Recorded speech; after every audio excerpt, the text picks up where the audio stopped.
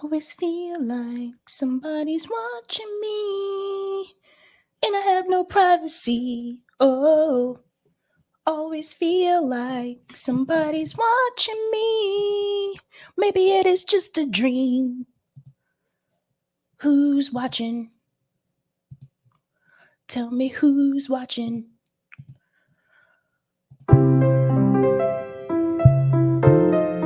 Doobie-doobie-doo.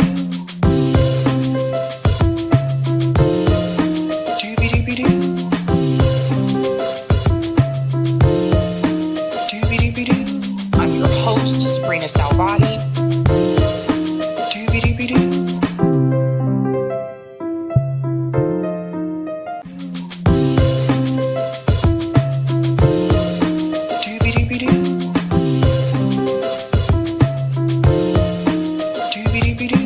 I'm your host, sabrinasalvati.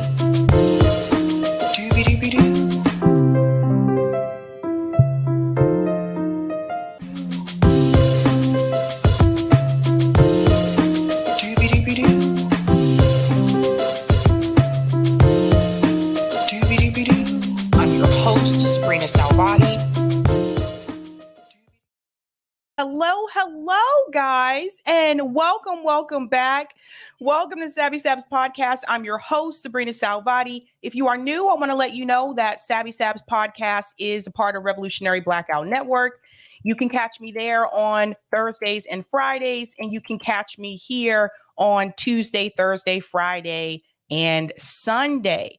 Shout out to everyone watching on YouTube, Rockfin, and Twitter. And I actually want to start off the show with this clip. I actually was going to play this before I spoke, but let me try to move this thing around. Hold on.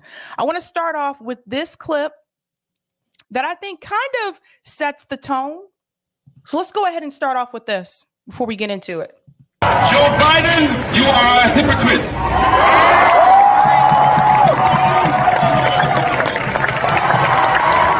And anybody who helps an oppressor is an oppressor. So the United States government is an oppressor. It started off by oppressing the people, the native people of this country. It started off by dragging black people from Africa to work this country. This is the nature of the nation that we call one nation under God. But they are liars. They are liars and they are oppressors. If you want to know and see something past the corporate media, try what?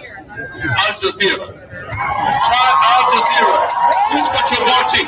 Switch what you're watching. Do not watch the regular news. Go to Al Jazeera. Say Al Jazeera. Al Jazeera. And you'll find more truth there than you will with them.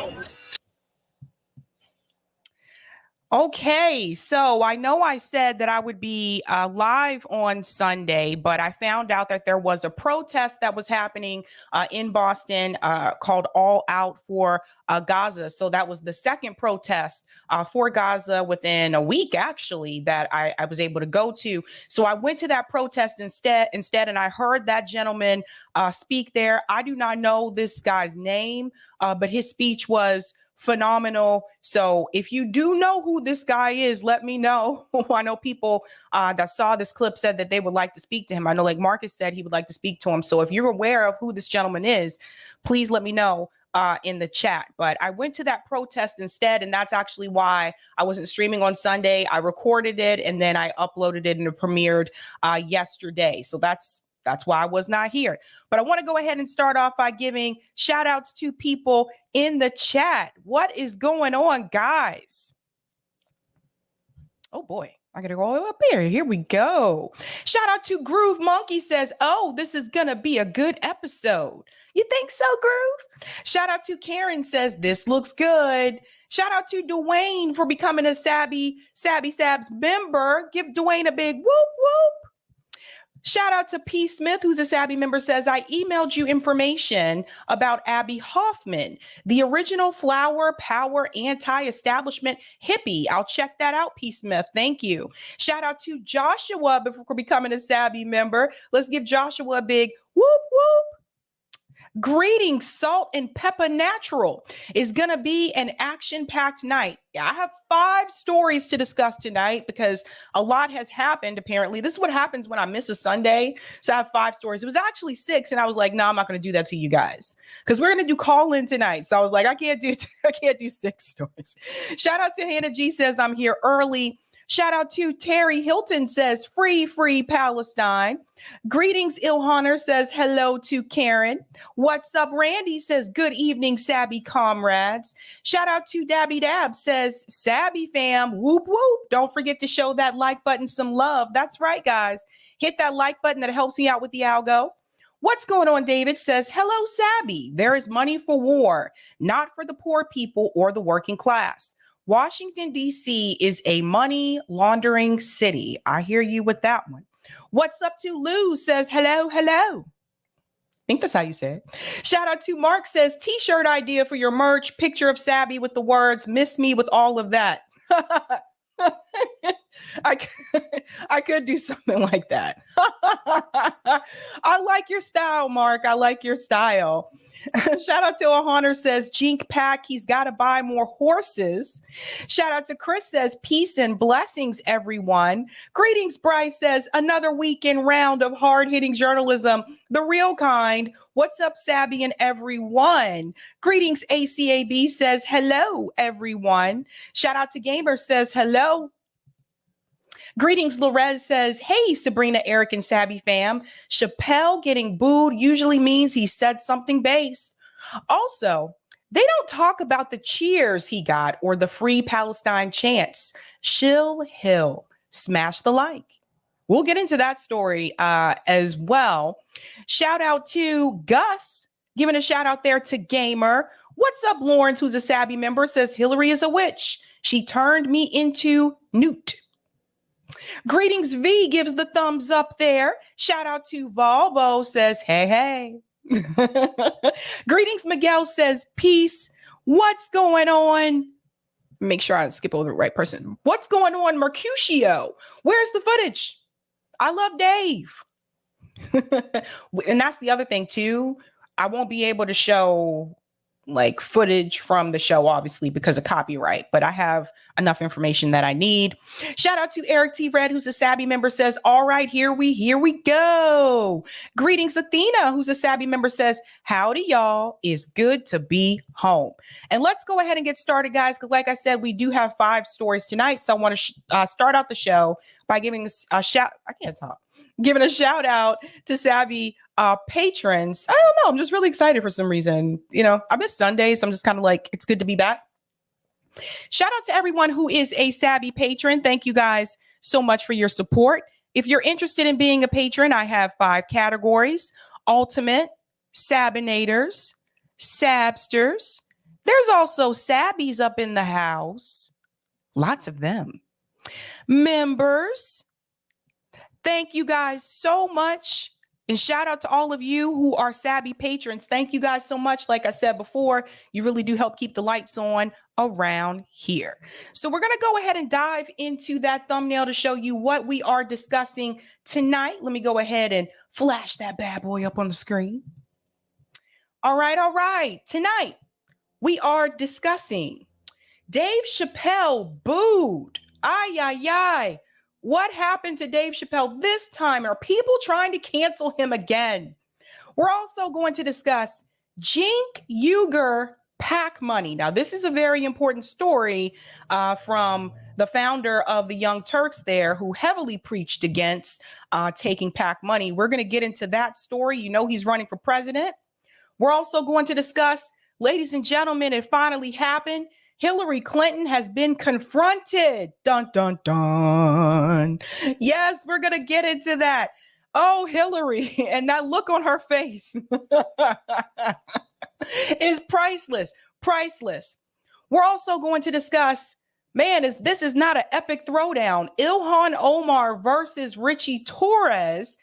We are starting to see more of that divide within the Democratic Party in reference to the war between Israel and Palestine. And, you know, these are people that I think for the most part, have kind of been on the same side, but not in reference to this issue. We're also going to dive into some funding information for Richie Torres.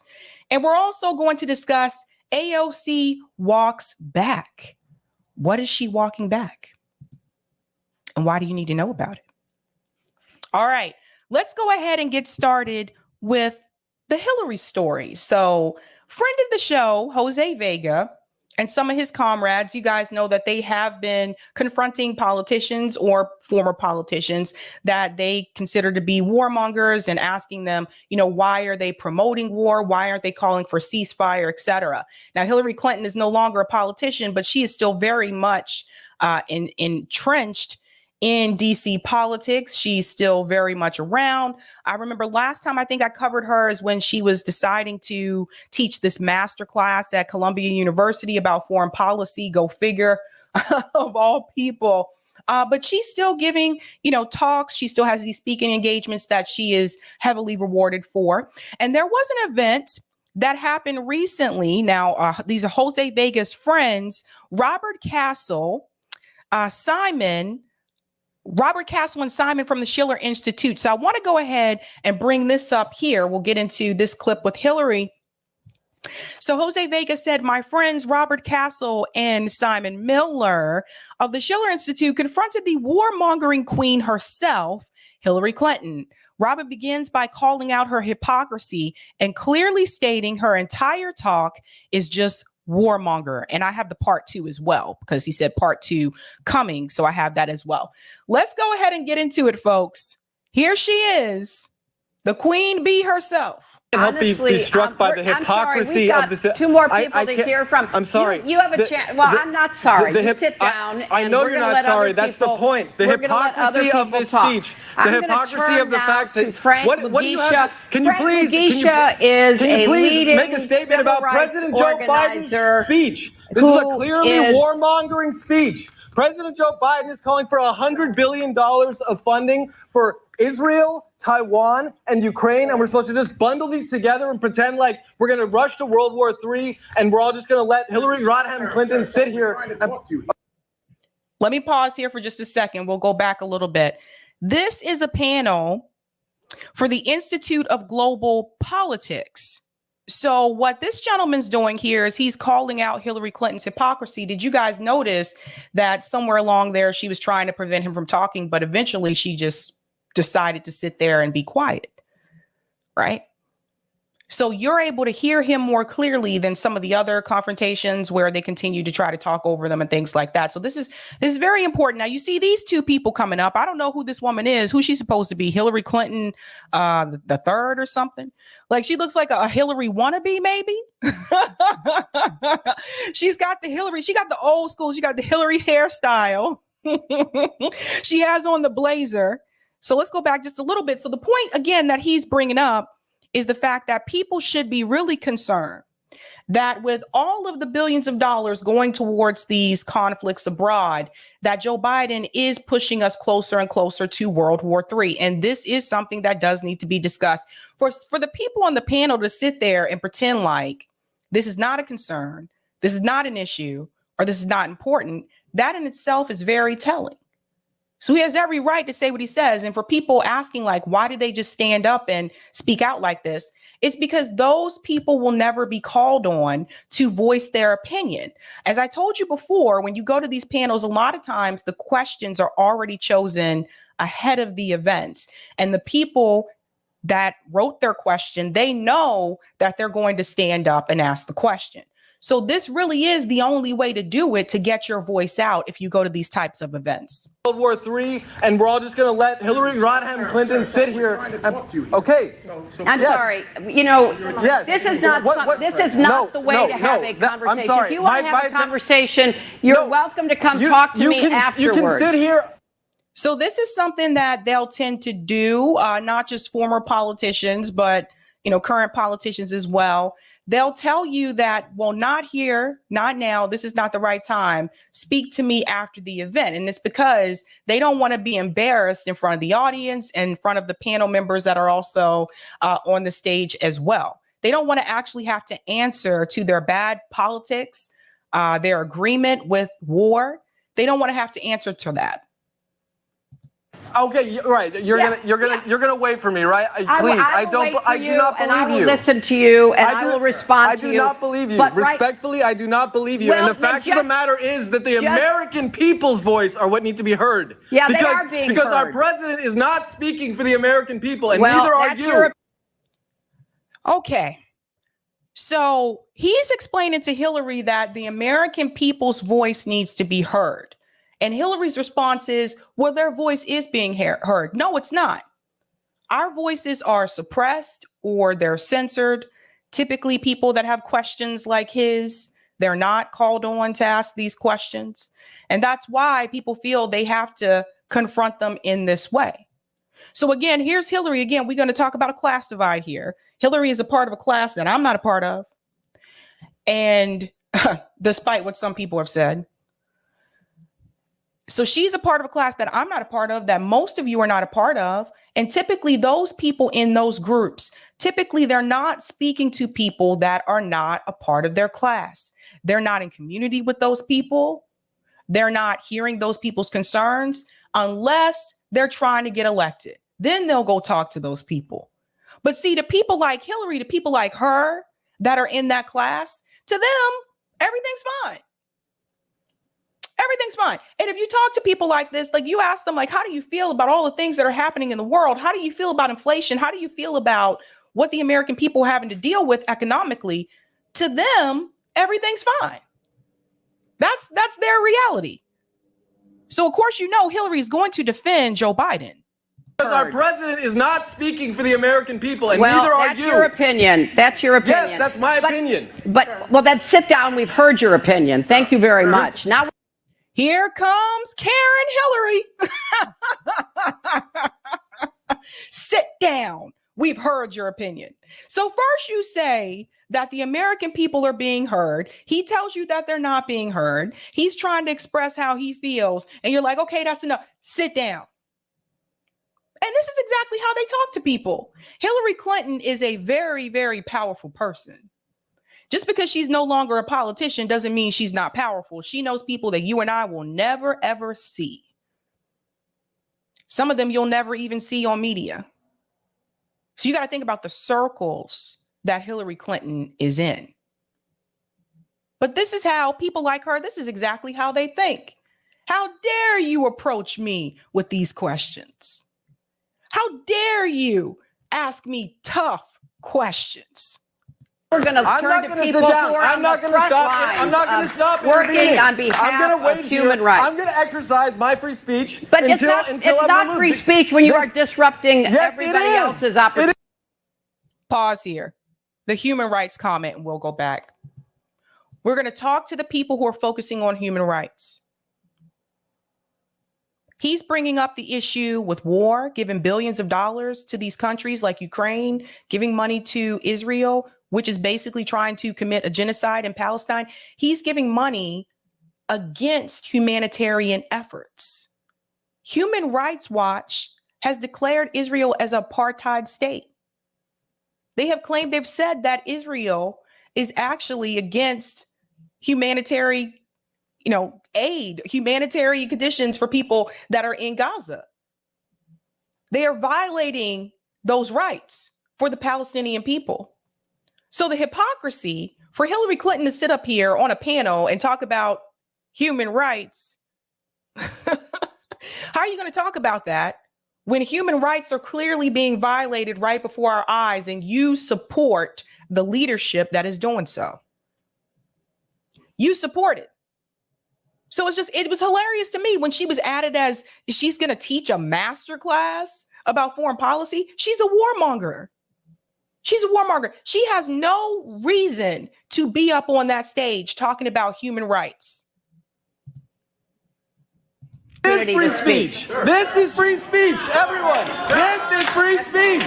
That is not free speech. This is people constructing narratives that are openly hypocritical. I'm sorry. The incredible hypocrisy. Maybe you could actually went with Eleanor Roosevelt to bring this Declaration of the Rights of Man, John Foster Dulles was involved with the CIA. Oh, yeah. Well, you're brilliant in your historical cherry picking. The Pinochet regime. Could you please inform me about the United States? Okay, we are going. So she brings up historical cherry picking, but she does historical cherry picking as well. He's telling you the information that people like her and other mainstream media pundits are leaving out. He's filling in the gaps. Hillary's not going to tell you those things about the CIA. Could you please inform me about the United States? Okay, we're going to move on to will you denounce Joe Biden? Actually on will the you front line denounce fighting Joe Biden's for human speech? rights, not just yelling about it. So he's talking about the speech that Joe Biden gave, the address that I covered a couple of nights ago. So as we said before about that address, Joe Biden was pro-war in that address. Joe Biden wasn't calling for a ceasefire. If you're trying to protect civilians, if you're trying to protect humanitarian conditions, if you're really worried and concerned about human rights, you would be calling for a ceasefire. You wouldn't say, I'm going to give them more money, because that's just going to escalate the conflicts. We all know this. So the point that he's bringing up to Hillary is, are you going to condemn what Joe Biden said? Because you're sitting up here on this panel talking about human rights, and Joe Biden is giving money to Israel for them to continue to slaughter civilians in Gaza. And it's not just Gaza, by the way, because I saw something recently that also said that Israel was also bombing the West Bank and Lebanon and Syria. We'll get into that in just a second. But these are the things, things to point out is this is blatant hypocrisy. No, yelling about it. So, Frank, I want to turn to you because you are from Uganda, and Uganda's 2023 Anti-Homosexuality Act criminalizes LGBTI conduct in Uganda. To World War III. Oh, Do you please. understand? It's not about Israel and Palestine. It's not it's not football. This isn't football. It's not Team America.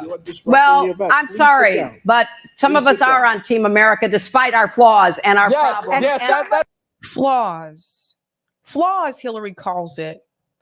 Is it a flaw to push us closer to World War III? I think flaw is a bit safe, right? That's kind of soft. I don't think that is a flaw. That's deliberate. And Joe Biden's doing that to support the military industrial complex. That's what this is really about. That's not a flaw. A flaw is like, you know, this guy and he's pretty cool, but he got some flaws. One of the flaws that he has is that, I don't know, maybe he likes to interrupt you when you're talking some of the time. And that's kind of a flaw. Like, he gets a little impatient and he tends to interrupt people. That's a flaw. Trying to push the country closer to World War III is not a flaw. That's a problem, a serious problem. But Hillary Clinton is going to downplay it to make it seem like it's not that much of a big deal. And I sincerely hope the people who are in the audience that are attending this really wake up. We are on Team America despite our flaws and our problems. Yes, that's me. And some of us, every person on this stage. You have to stop right now. You have to stop. Wait, I want to say one thing. Every person on this stage has risked their life, their income, their reputation, their careers, and what have you done other than stand up? So here we go with the elite bougie class shaming people who are not in their seat about not being where they are. This is something that is very common. You guys have seen this happen multiple times where people who are kind of like, I've won these awards, I've done this, I've done that. And if you're not in their seat up on that stage with them, they basically look down on you and think that you have not done anything. Does that sound familiar? That sound familiar? We had a conversation about that over the weekend. Different people, but we had a conversation about that over the weekend. People thinking that you're not doing anything because you're not in their seat. She says that everyone on this stage has risked their life and their career, their reputation. Hillary Clinton has never risked her career. She's never risked her life. And she has never risked her reputation. Hillary Clinton, everything that she has done in reference, particularly in reference to her career, has been calculated. Even her deciding to marry Bill Clinton. Now, I've talked about this before in reference to Bill Clinton. When people bring up the fact that how dare Bill Clinton, have an affair on Hillary Clinton, cheat on her and stuff. He was the president of the United States. That was something that had been happening all along within their relationship, going back to when they were dating in college. That was not something that was new. Even when he was governor of Arkansas, Hillary had these issues. But that was one of those things they tried to keep quiet, try to suppress when he decided to run for president. Now, if you got this issue and you know that this guy that is your boyfriend and he's a womanizer and he can't keep it in his pants and you still continue to go on and marry him, that right there lets me know something. You stand with him because in reference to the career, he actually has a chance to go somewhere and be somebody, and you're going to try to ride those damn coattails so you can be somebody too. And that's what Hillary Clinton did. I know this man is going somewhere, so let me hang on to him, and then I can go somewhere with him, and I can go on and I can have a career in politics, and I can get into the Senate, and then maybe one day I can be the first female president of the United States, although that dream was killed at the end. Everything that Hillary Clinton has done in reference to her career is because Hill was looking out for Hill. Not because she was looking out for you or anybody else. She was looking out for herself. She was very calculated. So miss me with everybody up on that stage has risked their life, their reputation, and their careers. Everything that Hillary Clinton has done has furthered her career. And in reference to her reputation only received some type of, I say in reference to, let's put the warmongering aside. In reference to the eye of public opinion, her reputation only really took a hit when the affair between Bill and Monica Lewinsky was revealed. She took a hit for that because people kind of looked at her as well, damn, aren't you kind of embarrassed? This happened in the White House. How did you not realize this was going on? You guys lived there, et cetera, that kind of thing. She took heat for that. And her reputation was risked when she lost to Donald Trump. But that was on her own accord. But other than that, nah. But this is what they do. The elite, bougie ass people. You're not in our seat. So what have you done? Income, their reputation, their careers, and what have you done other than stand up and disrupt? I need you to I will put my record and these women's records and Frank's records against you any day of the year. Okay. So she said she would put all of their records against him any day of the year. She does not know this guy. She doesn't know what he's done. He could just be a community organizer, an activist, but I guess that's not good enough for him. They don't know what this guy's done. She just sees him as some lowlife who stood up in the audience to criticize Hillary Clinton. What I have done is I have asked Hillary Rodham Clinton to denounce the president's openly warmongering, suicidal, idiotic speech. And I've given you my answer. I will not do that. So that's the end of our conversation, but I'll still meet you outside. But you're done. Right now. Okay. I'll still meet you outside. You're done. Okay. She Frank said she'll meet me outside. Okay, come. So I'm actually surprised that he was able to say as much as he did, because I've seen Jose, and you guys have seen Jose dragged out of these events when he confronts people. You guys have seen this. So here's part 2. Now listen to this. She did not talk to my friend Robert, but Simon caught up with her afterwards and confronted her on the lies that China is abusing human rights and that BRICS is the new form of colonialism. So this camera for this video, it points to the floor, right? And I'm assuming these are Hillary's feet right here. So listen to this. What longtime friend of mine. Hello, Hillary. Do you have time to discuss afterwards with people? Sure, if you want to. You do? Like where? Where? Right like here. right here? Good, yeah. Okay, perfect. I do have a question, actually, in the same vein as the man who stood up earlier. Right. It is. And you're a student. I am, yes. Okay. And his question was regarding this aid package that Joe Biden proposed, the $105 billion conjoined aid to Ukraine, Israel, Taiwan, and the border. And there's humanitarian aid. Yes, of course, yes. Yeah, but he did not. How are you going to give humanitarian aid at the same time while you're giving aid to the country that is honestly committing a genocide against the people that you're trying to give the aid to? You're giving them food and water, but does that really make a difference if they're losing their homes and they're at risk of dying? Does humanitarian aid actually matter if you're running away from bombs? But however, that he didn't. However, he didn't really have a lot of time because he was trying to. I know he was speaking in the middle of a larger speech. However, my question is, I'm sure you've heard about the Belt and Road Initiative Forum that happened in Beijing just like last week.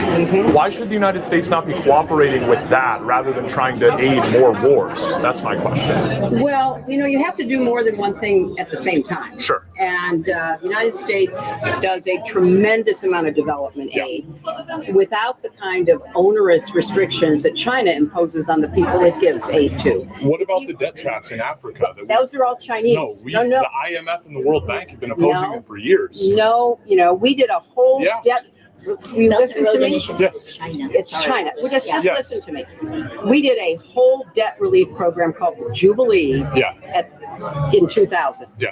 Forgave everybody's debt. How much debt was that? Oh, it was huge. China just forgave $90 billion in loans like 2 years ago. I know, but that is a drop in the bucket of what they've done to people, because they've not only put countries into debt.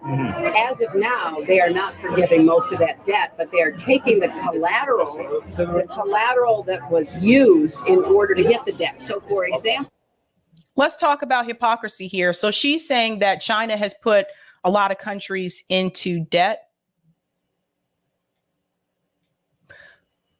When the US government chooses to steal resources from other countries, implement regime changes, which in turn ends up destroying their economy, is the US government not putting those countries into debt, destroying their infrastructure, their community? How about countries like Haiti, Syria, Afghanistan? And another thing I want to point out, we're just going to go back for just a second. I see 148. I want to say something about these shoes because we need to have a conversation. And this is more geared towards the men in the chat.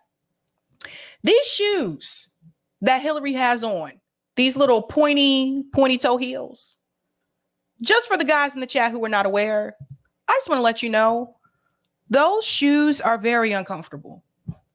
I have tried to wear the pointy toe heels, whether they're flats, whether they have a heel or not. They are very uncomfortable because what happens is this part right here, this little curve here in the shoe, it rubs up against your toes.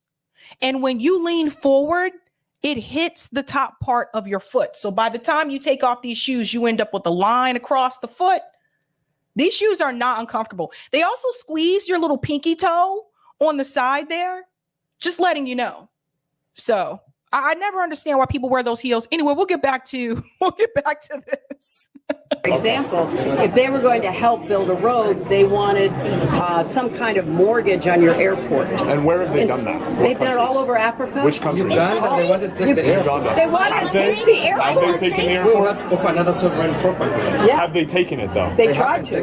They have not taken it. No, though. but they tried to. Just to be clear, No. they haven't though. No, but they attempted to, I and it was see. the United States that came in to help I Uganda see. avoid having to give their airport to China. You need to really study up on this. I appreciate that. Then my final question. And in the Philippines, it's the same thing. If you look, I mean, have they seized any sovereign assets in the Philippines? They control our electricity. Oh, how so? Like distribution of electricity. Like how so? Like you guys buy all your electricity from China? They can shut it down. They make corrupt deals. Because you guys buy it, or because they own sovereign assets? I think you have different. So what China does economically, Hillary Clinton is here saying that China makes corrupt deals with other countries. And for me, I'm just kind of like, why are you concerned? First of all, we don't know if that's true. Number two, why are you concerned with what China is doing economically? Shouldn't you be focused on what the U.S. is doing economically? They're concerned on what China is doing economically because China is expanding, is because economically China has actually advanced. We talked about this before on the show as well in reference to the banks. When we look at the top 10 banks in the world, China has most of the banks in the top 10. In fact, most in the top 5. You actually do not see a U.S. bank appear until number 6, and that's JP Morgan.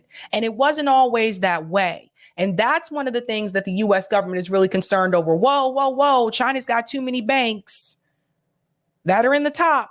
We need to stop that. They're a competitor with us now economically, but they weren't thinking about China being a competitor when they decided to send U.S. jobs overseas to China. Now you're mad at China. You know, it's kind of like, I don't know, if I give you my mom's recipe for cookies, for chocolate chip cookies, if I give you my mom's chocolate chip cookie recipe and I say, this is the bomb, can I get mad at you if you give that recipe to other people, or you take that recipe and you tweak it and you make your own cookies and you decide to sell them? Can I get mad at you when I gave it to you? Think about that. Go and look at each one of the countries and look and see where was the corruption in between. Yeah. Right? How did that Chinese deal come through? I understand. We're doing the investigations in that, and we're trying to hold our own. My question is, though, no sovereign assets have been seized, though, because that was the claim. They've been owned. That's the same thing. Who owned what Indonesian assets are owned by the Chinese? I live in the Philippines, Yeah, but I did actually also. But it also in Indonesia, yes. I've heard this claim in various countries, but I guess part of it is, it's real for us. It's not a claim. It's not. I understand. It's constant. I understand that. So I would suggest, why don't you really do a deep dive? Okay. You may still come up with the same opinions you have now. Yeah. But do a deep dive, because the whole Belt and Road Initiative was initially thought to be it was thought, but initially, at the very beginning, it was thought to be a different form of development aid. Yeah. And, people were very enthusiastic about that. Why didn't the U.S. join? We were invited to join in 2015. No, we were not invited. We were. No, we were invited. Xi Jinping has said that from the beginning. No, the United States has been invited to join. So he's saying that Xi Jinping said the U.S. government was invited to join the Belt Road Initiative. What was interesting to me is that she told him to do a deep dive. Why don't you do a deep dive? She's the one not doing the deep dive. Confusing two things. They also started a bank. No, the Belt and Road Initiative. We are invited to join. I was just in China. I talked to the Ministry of Foreign Affairs. They directly told me that you guys are invited to join. That is not the best source of accurate information. Well, when they information. directly told me you guys are not the best source of accurate information. Thank you so much, Nippy. Hit the like button. Do it for the shoes. Not the correct source of accurate information. And she means what the State Department refers to as accurate source. So anything outside of that, they're going to say, that's not the best source, or they have disinformation. That's their favorite word, because it's not approved by the State Department. Invited to join, so why don't we join? You have to look at China again. You have to look at China again. Look, I think it's great that you're interested in China. Yeah. I just want you to get the whole picture. I understand. Okay, right. wait. Thank you. Why did the president of South Africa say, when the West comes to our country, we get a lecture, when China comes, we get a road or a bridge? If all this is true. Because it comes with strings attached. Strings attached like the IMF and the World Bank. No, much worse. No, much worse than the IMF and World Bank. I see. Thank you, Mrs. Clinton. Have a good day. Yeah, so you see, they don't like it when you bring up banks. They don't like it when you bring up the IMF. They don't like it when you bring up the World Bank. Now, there is a petition here that Jose is asking you guys to sign. It says, it's time to end this drive for war. Sign and distribute our petition to respect human life and the sovereignty of all nations. For the love of all life, let's stop World War III together. And Eric, can you share that link in the chat for people so they can sign that petition? But you guys see what's happening here. Like I said, Hillary Clinton, she's one of those people very much protected. She's elitist, she's snobby, she's arrogant. And that attitude that you saw when she was on that panel, on that stage, that's the same attitude that she had when she was running for president. And that's exactly why she lost. Not because of Bernie Sanders, not because of Donald Trump, but because she is an elitist, prude woman who looks down on people who she considers to be beneath her. She doesn't know how to talk to everyday working class people. And that attitude may have got her in the Senate. Actually, Bill kind of paved this way for Hill. But that attitude may have gotten her into the Senate. That attitude may have gotten her, a run for president. But ultimately, in the end, that attitude turned off working class people. And that's why Hillary Clinton lost in 2016. Boom. Let me go to some of the comments here in the chat. Thank you for the super chat. Stop Sniffing Kids Joe. I love me some Sabby. Thank you. Love you too. Stop Sniffing Kids.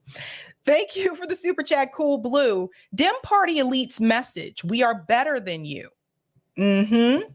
Thank you, Felonious Punk. Great footage, smart commentary. Love you, Sabby. Thank you, Felonious. And thank you, David. He brought the bank receipts. Yes, he did. I'm telling you, especially if you approach like any of these people, like the politicians and stuff like that, like you start bringing up banks and funding and war, and they don't really want to.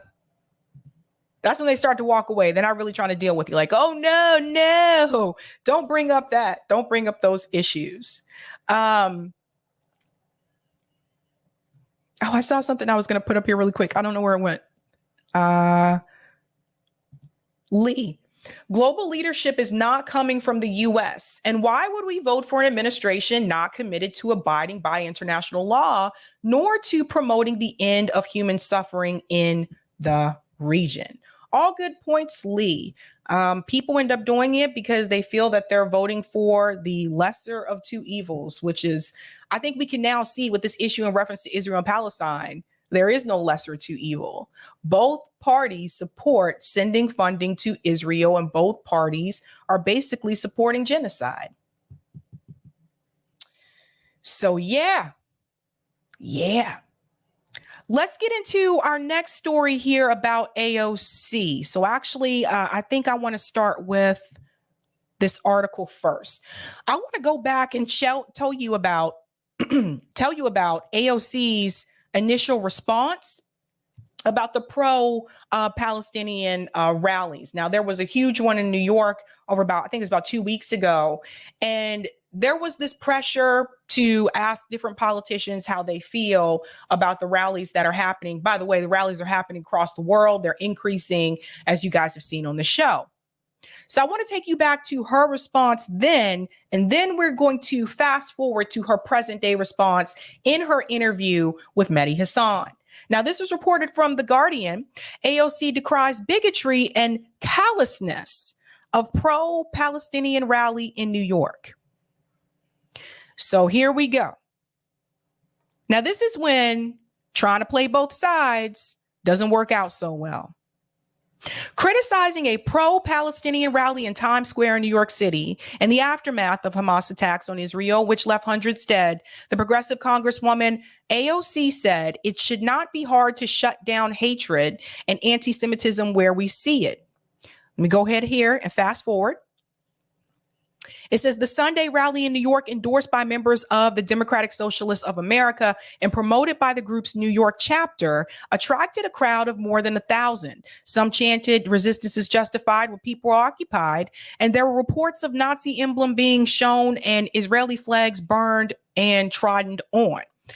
Now, I didn't see any of those things happen in the video footage that I saw. Just keep that in mind. Amid attacks from Republicans, AOC, a New York representative, said this. So first, oh, wait a minute. Let me read this part because this part is important. Amid attacks from Republicans, AOC, a Democrat New York representative popularly known as AOC, was among Democrats to condemn the rally. Here's the part I want you to focus on. Attacks from Republicans. So this is an example of AOC caving to the Republican Party.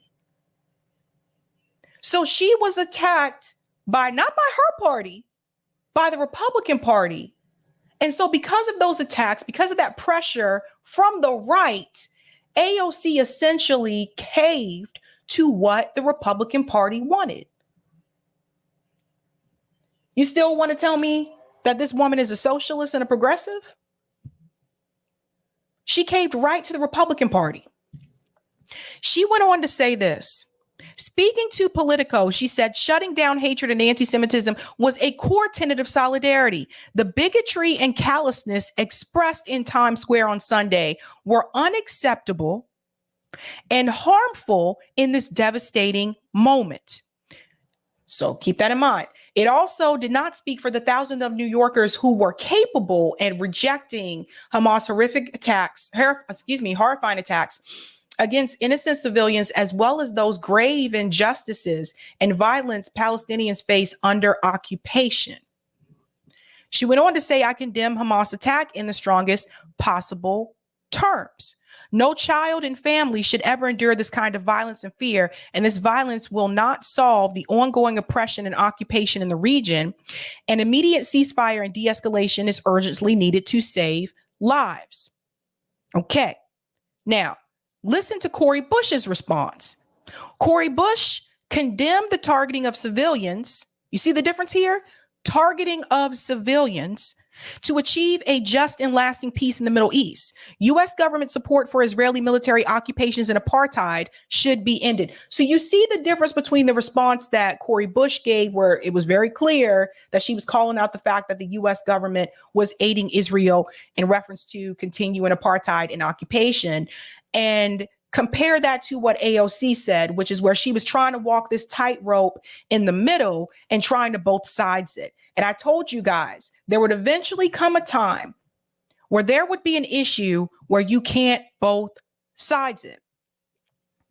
So now there has been an interview with AOC and Mehdi Hasan. And now this is important for people to note. Obviously, you know, Mehdi Hasan is, I believe, Muslim, right? So just keep that in mind when you watch this interview, but also the fact that AOC has also received backlash from some of her own constituents, some of her own supporters about where she stood in reference to this particular conflict and not going as far as Cori Bush and condemning the occupation and the apartheid. So now she has this interview with Mehdi Hasan, and I want you to see, pay attention to this. Pay attention to how AOC has tried to both sides this issue. And sometimes you just got to take a side. Now let's go to Democratic Congresswoman Alexandria Ocasio-Cortez, who recently met with family members of hostages being held by Hamas and has been calling for a ceasefire. Congresswoman, thanks for coming back on the show. Is it fair for me to summarize your position and the position of some of your fellow progressives that you're calling for Hamas to release the hostages and for Israel and the US to agree to a ceasefire? Correct. That's absolutely correct. And what would you say to the Israelis who say they suffered a horrific terrorist attack, over 1,400 people killed, many in gruesome ways, children killed, abducted. And so they say they're fighting a war of self-defense, a war that any other country, including the US, would fight if they were in the same position. What is your reaction to that line of argument? I think one of the things that's important to recognize about this situation is the asymmetry of what is going on, as well as the collective punishment of what is happening to the Palestinian people at this moment.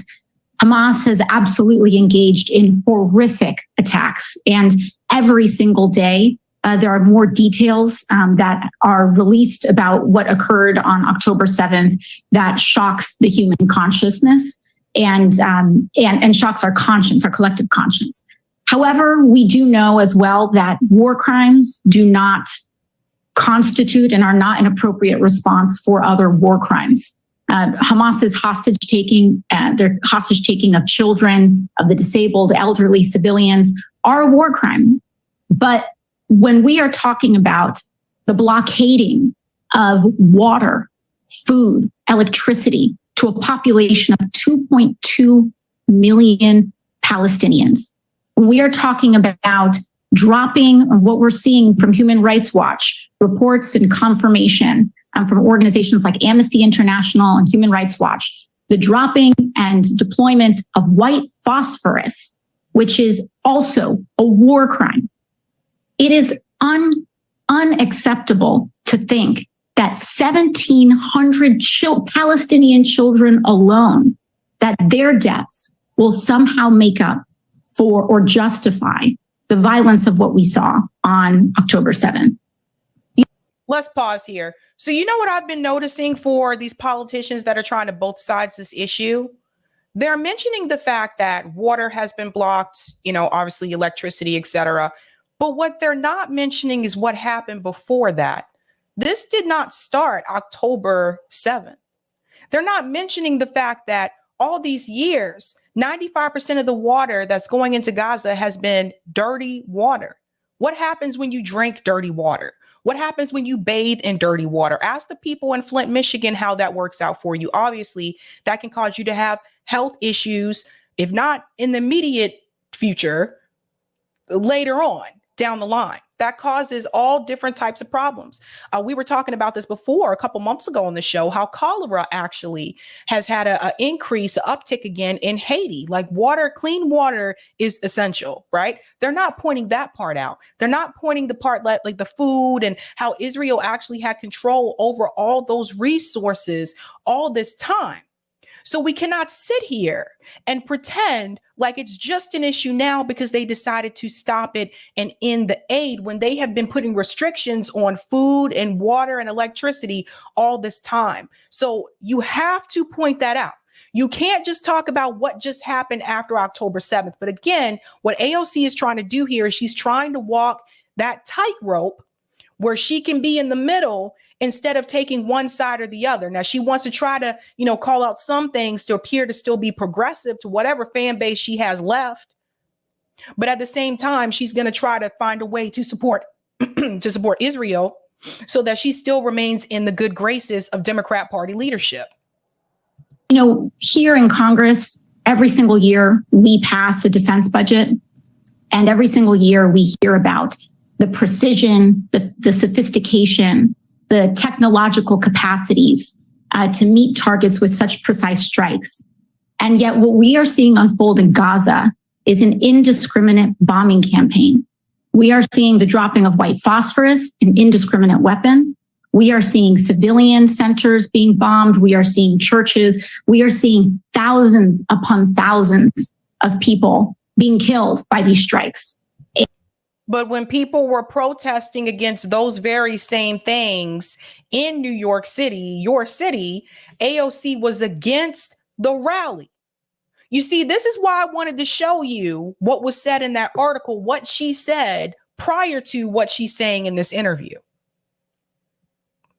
And it occurs to me, and I think a question that we all must ask ourselves is, what price of innocent life is acceptable in terms of targeting Hamas?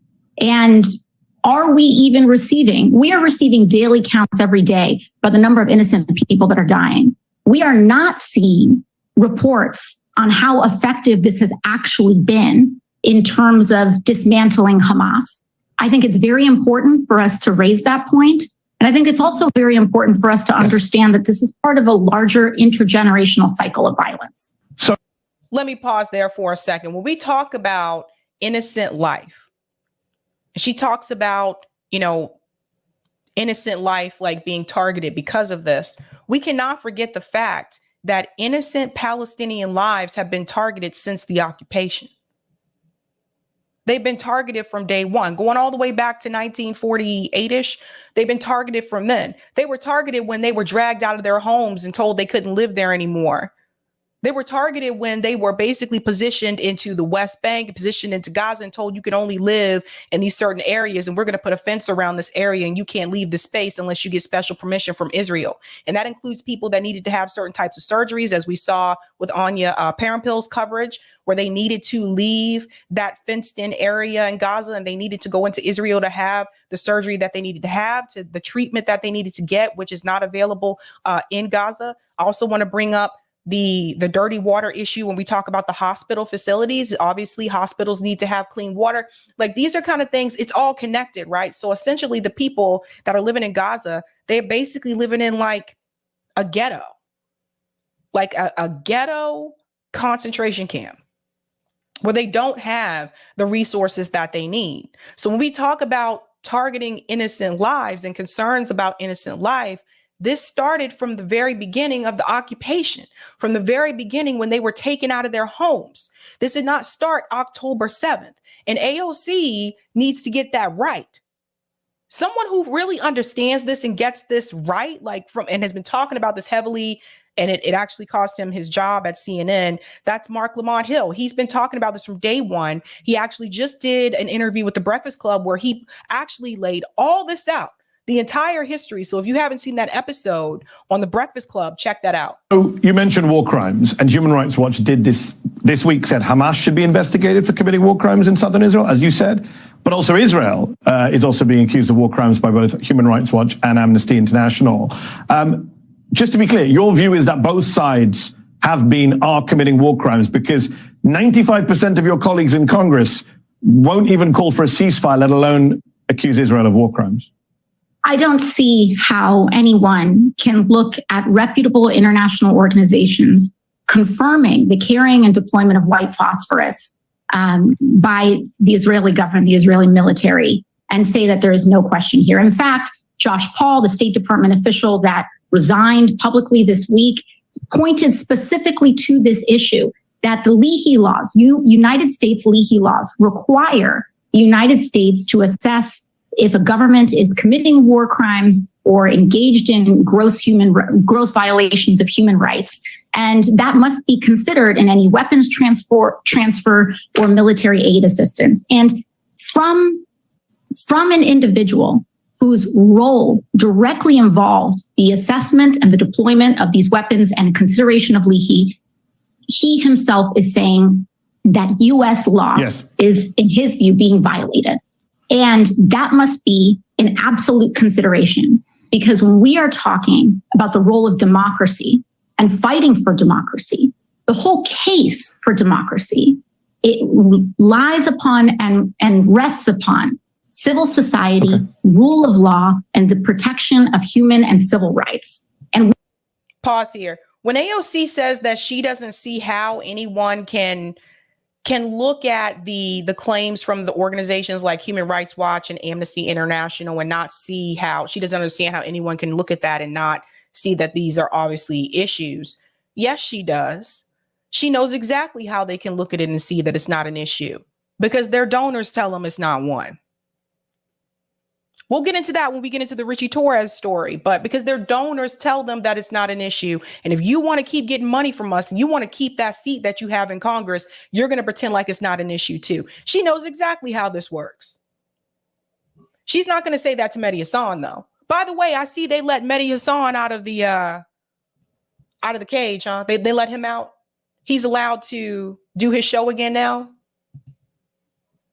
We must make our case more so in wartime than almost any other time, to make the distinguishment about what makes us different.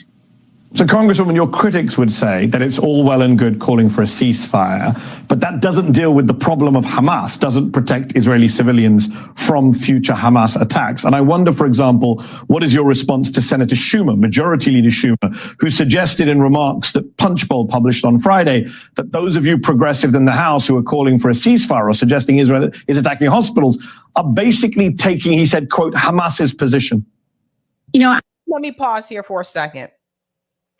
Why is the focus on protecting the state of Israel and not the focus on protecting Gaza and the West Bank and Lebanon and Syria?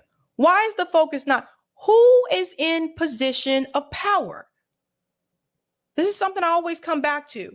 Ask yourself this question. Who is in the position of power? Who has been in the position of power for the last couple of decades? Who controls the resources? Who controls the air? So why is the focus on the people who are not in position of power instead of the people who are in the position of power? And there's no way Mehdi Hasan can't tell me that that wasn't a scripted question that they told him to ask. Because Mehdi Hasan knows better. He knows better. He's been very vocal about this issue before in the past and being on the side of the Palestinian people. So it seems to me someone got to Mehdi. I have great respect for Senator Schumer, and we enjoy a very strong working relationship. This is an area, however, of disagreement. I would say that if we want to see how this is going, we can just look back at the many different cycles of violence and response.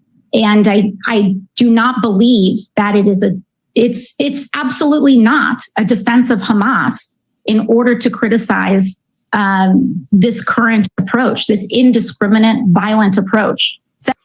But you fell right into that trap when you criticized the rally in New York City. So you guys see the problem with this situation? You see, now AOC is getting that same criticism that she gave to protesters that were protesting in New York. Now she's getting the same criticism from Chuck Schumer. 1,700 children are dead.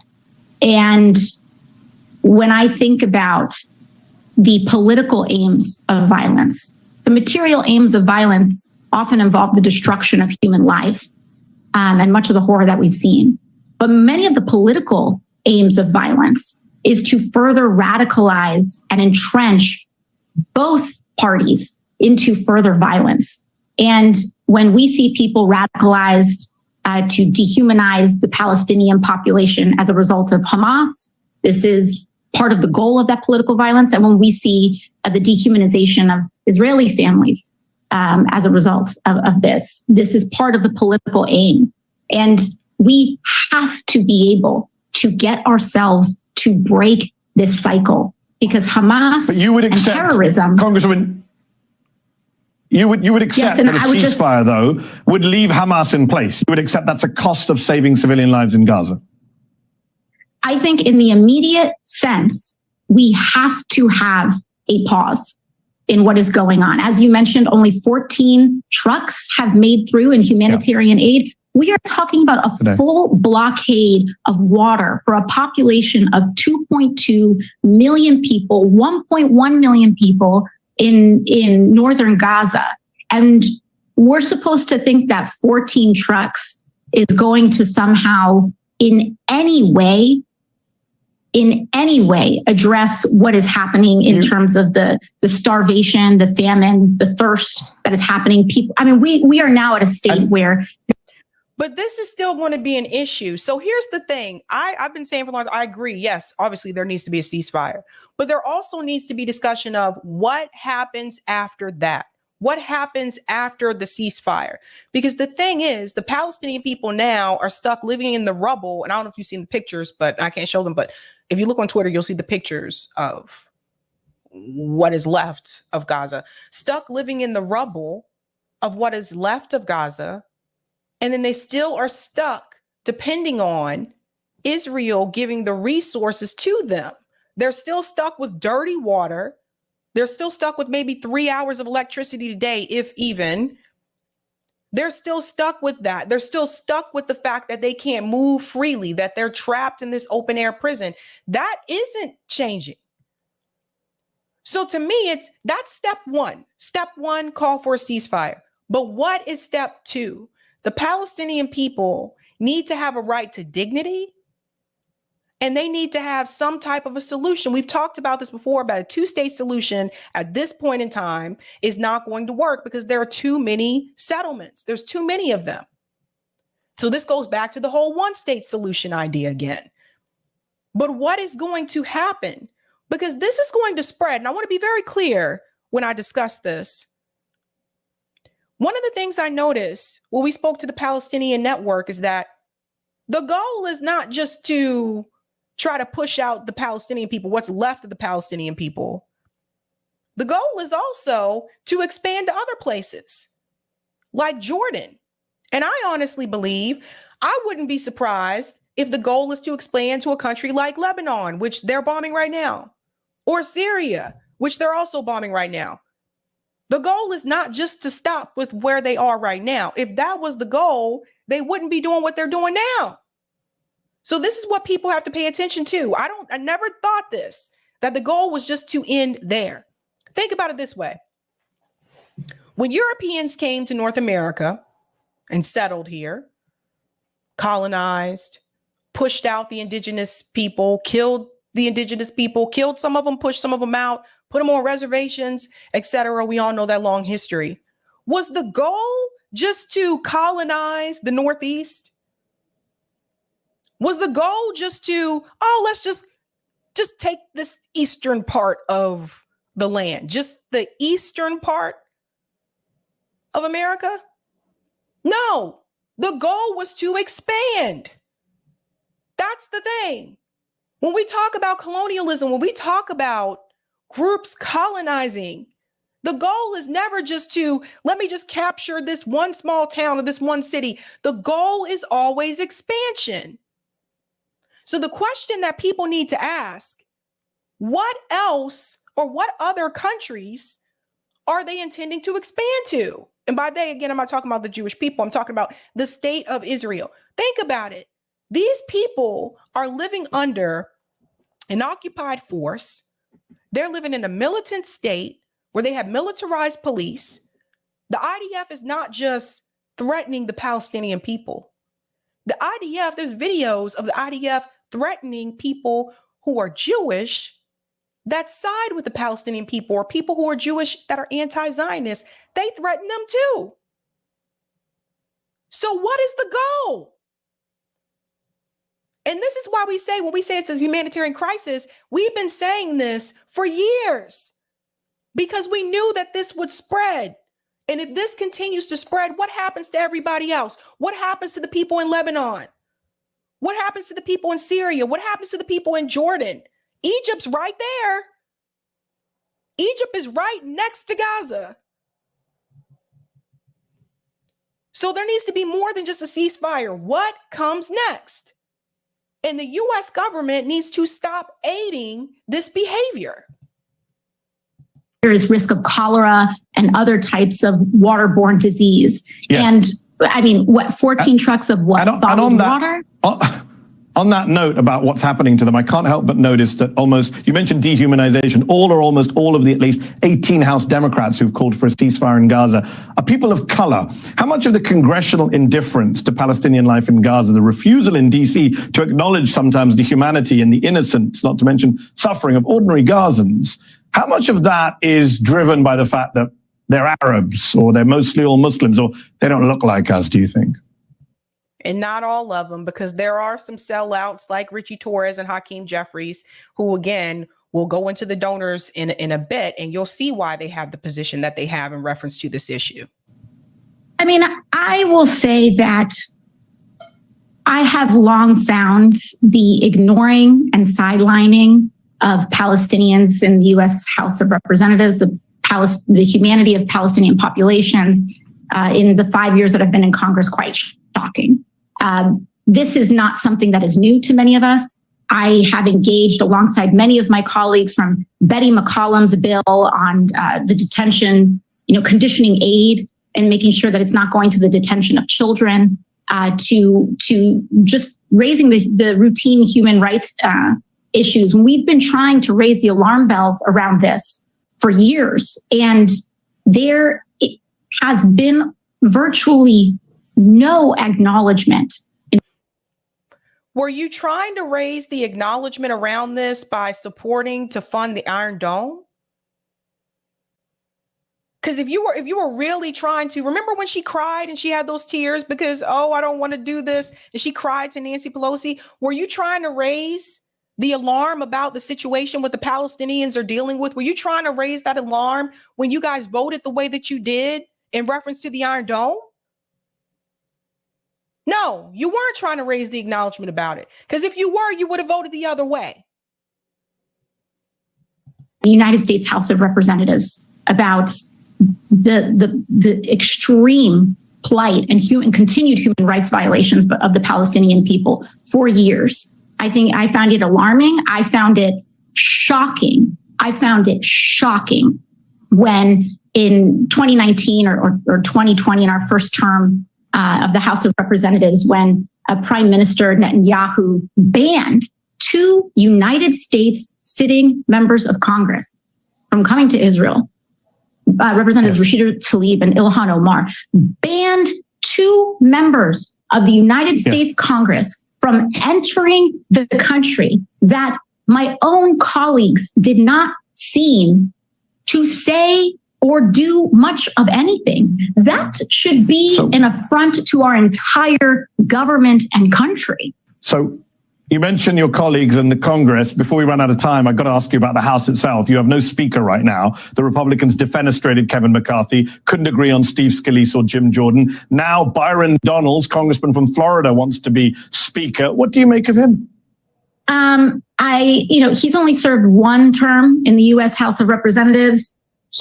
Last thing that he did in the Oversight Committee was attempt to submit falsified evidence to an impeachment hearing. I think it helps to know where all the bathrooms are before you run for the U.S. House of Representatives personally. And I think it helps to have some real experience in one of the most complex legislative bodies in the world before you try to run it.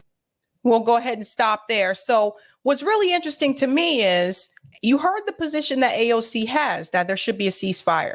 AOC has publicly endorsed Joe Biden. So if Joe Biden does not call for a ceasefire, if he does not withdraw that aid from Israel, is AOC going to take back her endorsement for Joe Biden? No, she's not. This is how you know she's full of it. This is how you know that she's playing people. This is how you know that she's being fake. Again, like I said, she walks in the middle on a lot of issues so she can be safe on both sides. And by both sides, I mean like with the squad members, her base, the people that really like supported her, and then also Democrat leadership. That's what she does. But you have to look at people's actions. When she says that we were raising the alarm about this for years, you weren't raising the alarm about it when you voted to fund the Iron Dome. None of them were. None of them. Even the ones that voted present, you weren't trying to raise the alarm about it then. You're not trying to raise the alarm about it if you continue to endorse Joe Biden. I said the same thing in reference to Rashida Tlaib. Same thing. Same thing. So we'll see how much you care about those Palestinian innocent civilians come next year, come 2024 in this election time. Let me go to some of the comments here in the chat. A Hill says, where did AOC come from? From Ted Kennedy's office. She was an intern for Ted Kennedy. Thank you, Stop Sniffing Kids Joe, for the super chat. Palestine reminds me of the Haitian slave revolt. Something I want to bring up. Thank you for mentioning that. Some of the people, when I think about the position that they have on this particular issue and the way that they have demonized the Palestinian people, some of those same people that say they're for Black liberation, etc., some of those same people would have been okay with slavery and would have been against the Haitian slave revolt. Let's just be real. Thank you, Janice. It's against both U.S. law and international law for the U.S. to fund and arm foreign occupying forces. Everyone in Congress that voted to fund Israel is a criminal. And thank you, Shark Bait, for the super chat. Ye not so crazy. Is that Ice Cube? That is Ice Cube in the picture. That looks like back in the NWA days. And shout out to my comrade JB. Sabs, breaking news. Former NBA star Dwight Howard was accused of sexual assault by another man. I am shooketh. Oh, buddy. I'll have to look at that later. I'll have to check that out later. I'm not going to laugh. Nobody to laugh. It's not funny, but it's just, this week has been crazy. This week has been crazy.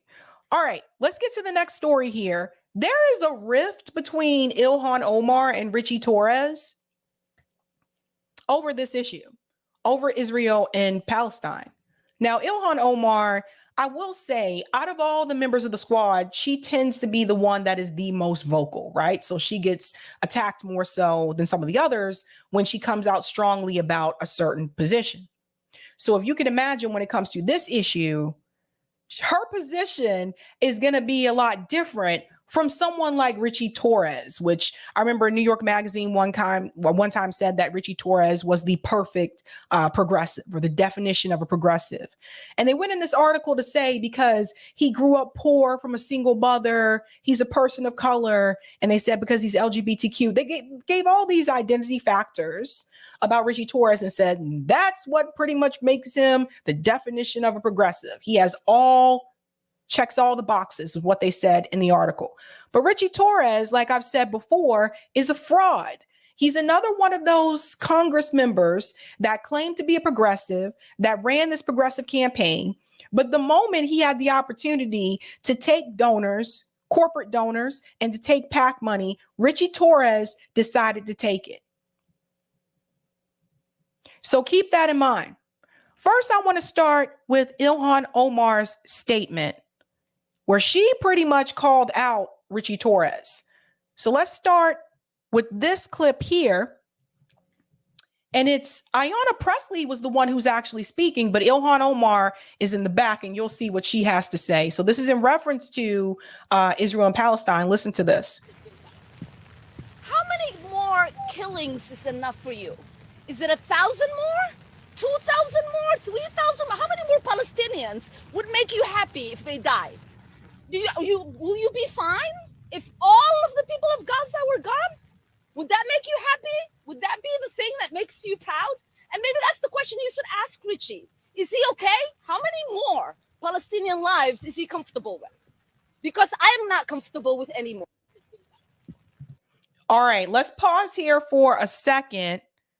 And I just want to pull up here so you can see. So Ryan Grimm shared this, and he said ILHAN Omar asked about her colleague Richie Torres, one of the most outspoken, unconditional supporters of Israel's war, responds, how many more killings is enough for you? So again, like I said, Ayanna Pressley was the one who was speaking here. She was giving a speech in reference to Israel and Palestine.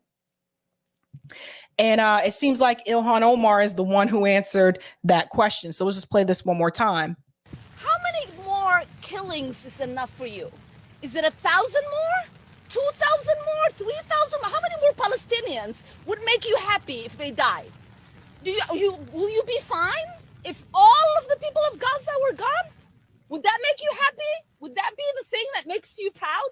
And maybe that's the question you should ask Richie. Is he okay? How many more Palestinian lives is he comfortable with? Because I'm not comfortable with any more. Okay, now that question is important, and I want to tell you why, because Richie Torres actually had an interview recently, and of course he is confronted about that particular question that ILHAN Omar has. Before we get to that interview, if you haven't had a chance to do so, go ahead and smash that like button. Thank you so much. That helps me with the algo. And I'll go ahead and address this. Seabrass, I see Sabs still hasn't commented on the Cornel West critique. I love Sabby, but she is being hella hypocritical. Are you blind? I've covered Cornel West for the past couple of weeks, and I actually did a video recently responding about the Cornel West funding critique. Next time, do better. Next time, go look before you make claims. And I say that to anybody, because I see this happening a lot where people will just jump in on a live stream and say, I see you haven't done it, and they do no research, didn't watch anything, just coming up with shit. So I'll be very clear, and I was very vocal this weekend, and I'll be very clear right now. Very clear right now. Yes, I have talked about those things. I've talked about pros and cons. You need to stop being lazy and go do some goddamn research. Get out of here. Moving on. So we're going to go to this video of Richie Torres where he is confronted on CNN about the statement that ILHAN Omar has made. Congressman, your colleague, Congresswoman ILHAN Omar, she is also, like you, a member of the Congressional Progressive Caucus. She called you out on Friday. Listen to what she said. How many more killings is enough for you? Is it 1,000 more? 2,000 more? 3,000 more? How many more Palestinians would make you happy if they died? Will you be fine if all of the people of Gaza were gone? Would that make you happy? Would that be the thing that makes you proud? And maybe that's the question you should ask Richie. Is he okay? How many more Palestinian lives is he comfortable with? What's your response? I mean, I obviously resent those comments. You know, every casualty is a tragedy. Every war is a humanitarian crisis. But we have to keep in mind the causes of the war. Israel did not start the war. Let me pause there because I'm going to tell you how Israel, I guess I should call him, how Richie is full of it. This isn't just about October 7th. Richie Torres had made statements against the Palestinian people for years. This is not new. This didn't start just with this war.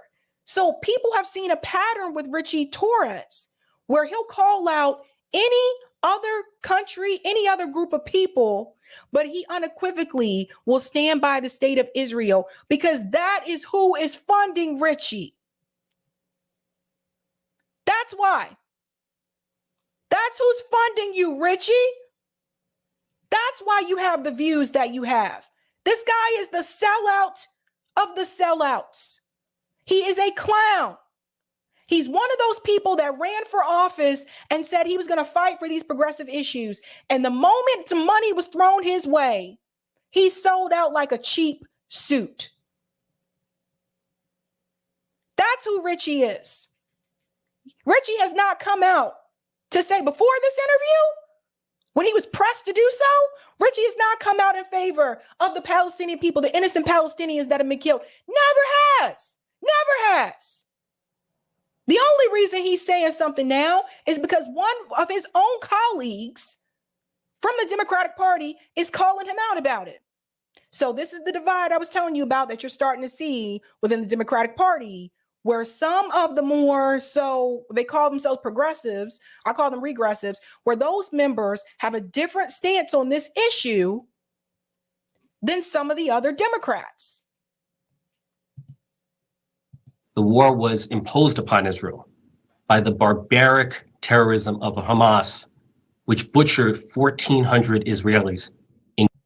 Pause. Notice how he uses the same vocabulary as mainstream media. Those two words, barbaric and terrorist. Those are the words that they're using to describe that group. Now, I can't play the video on here because I saw someone already got flagged for it, but they did show the video of the release of the two hostages. You can find this on Twitter. It's trending, where one of the hostages actually said that they treated them very well. I mean, it's just,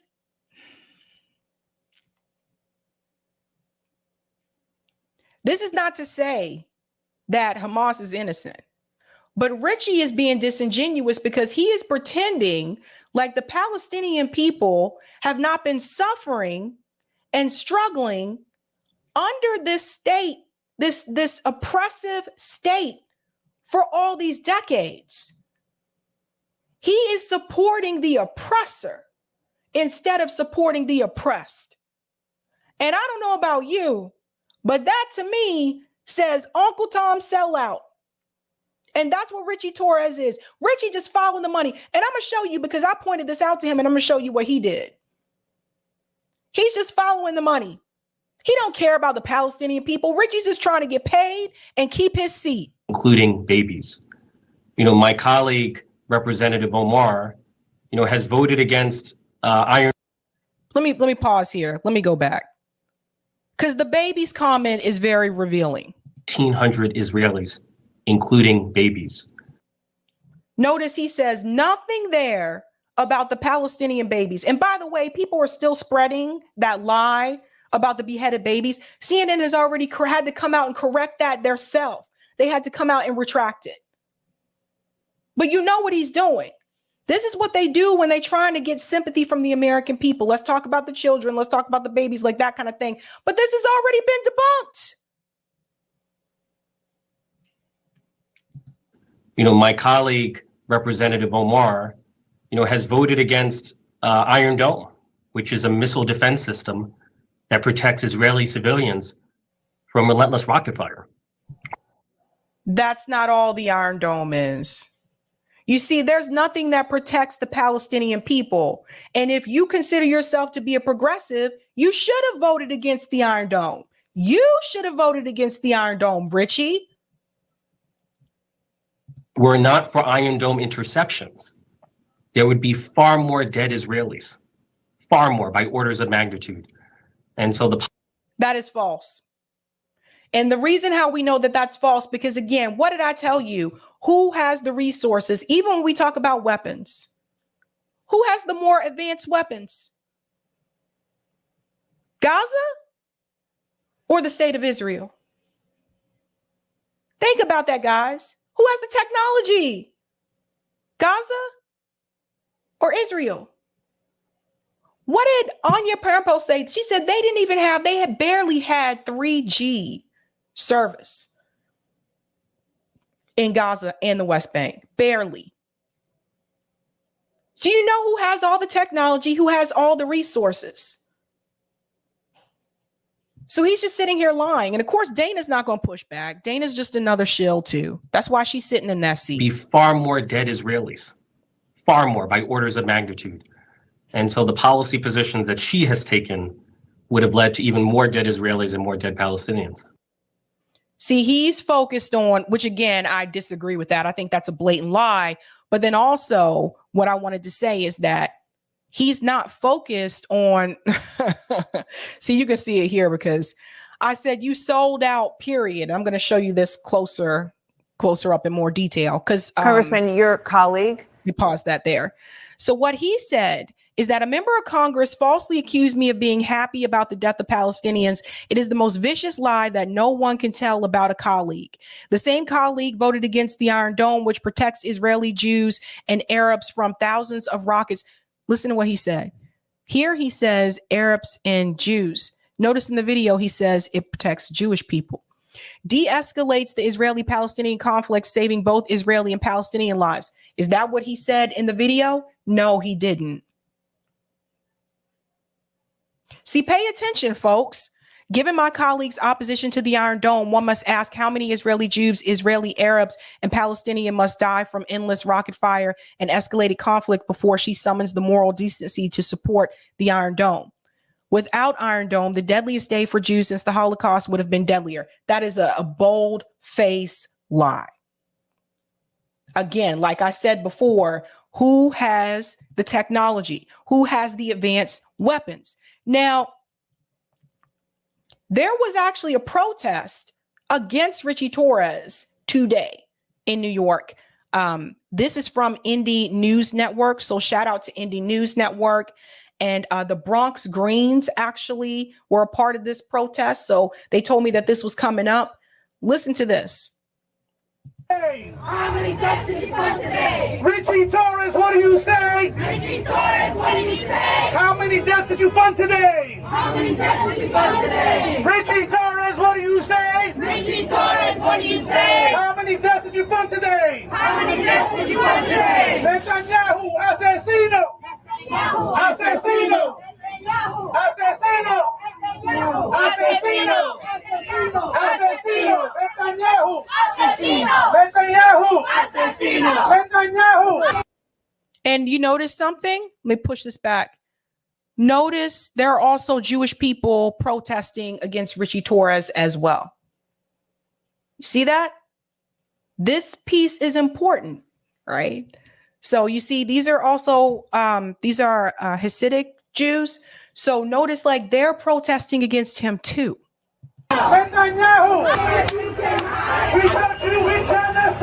This cracked me up because this They made a wanted poster for Richie Slick Grifter Torres, and they made him wanted to answer for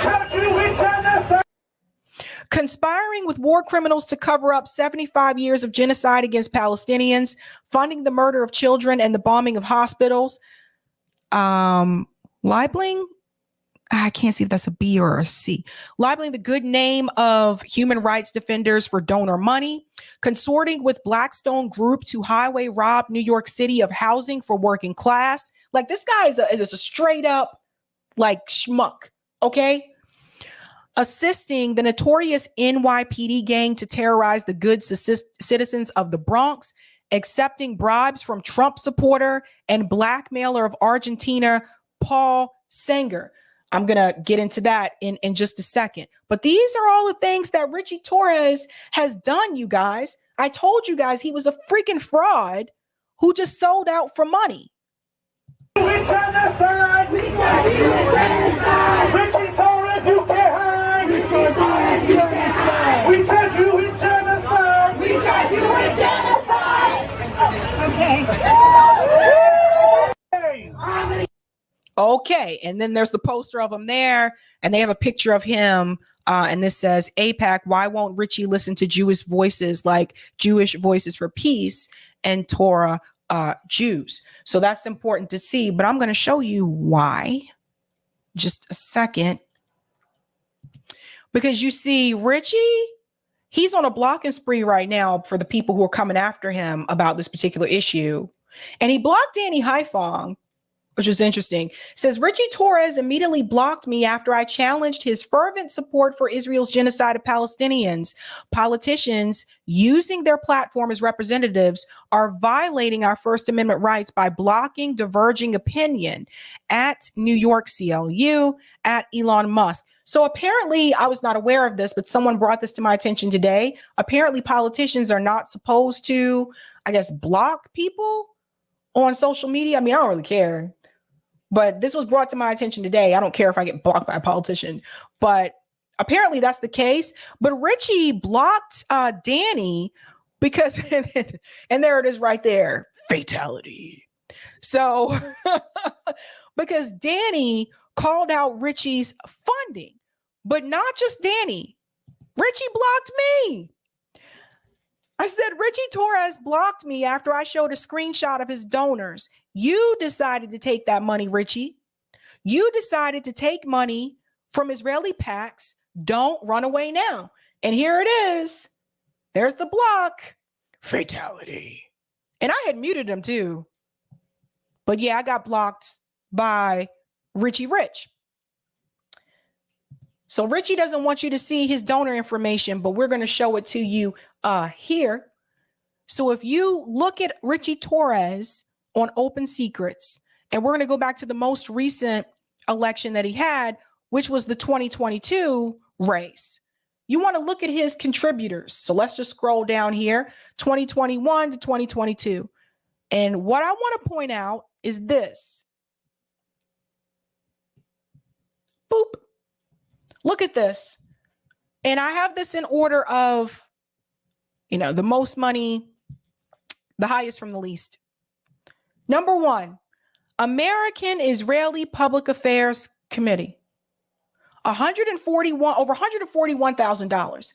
That was his biggest donor.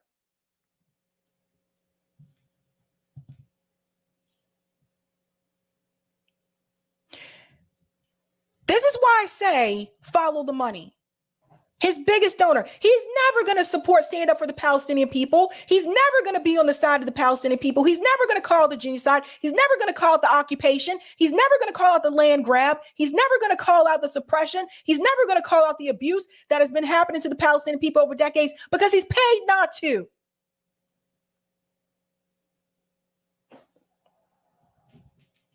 There's more because it's not just that one. Look at that. $141,000.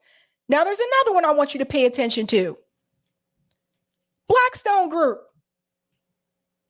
Over $73,000 from Blackstone. Now, I want to point something out. There's an individual column and there's a PAC column. Let's be very clear. Just because you take money from Blackstone Group individuals and not a PAC, number one, that could mean two things. It could be that Blackstone Group doesn't have a PAC, but two, you still taking money from Blackstone. These people, they push back against, they take away housing from people in his own city, his own constituents, and he's taking money from them. You see, so that story about Richie from the Bronx and I had a single mother and I grew up poor, yada, yada, we heard that song. He's just Richie from the Bronx. Richie from the block used to have a little, but now he's got a lot because he's not poor no more. Think about how much they start making their first year. They're making over $160,000 their first year in Congress. Most of us will never make that kind of money. There's another one. And this one might go unnoticed. And that is Elliott Management. Elliott Management.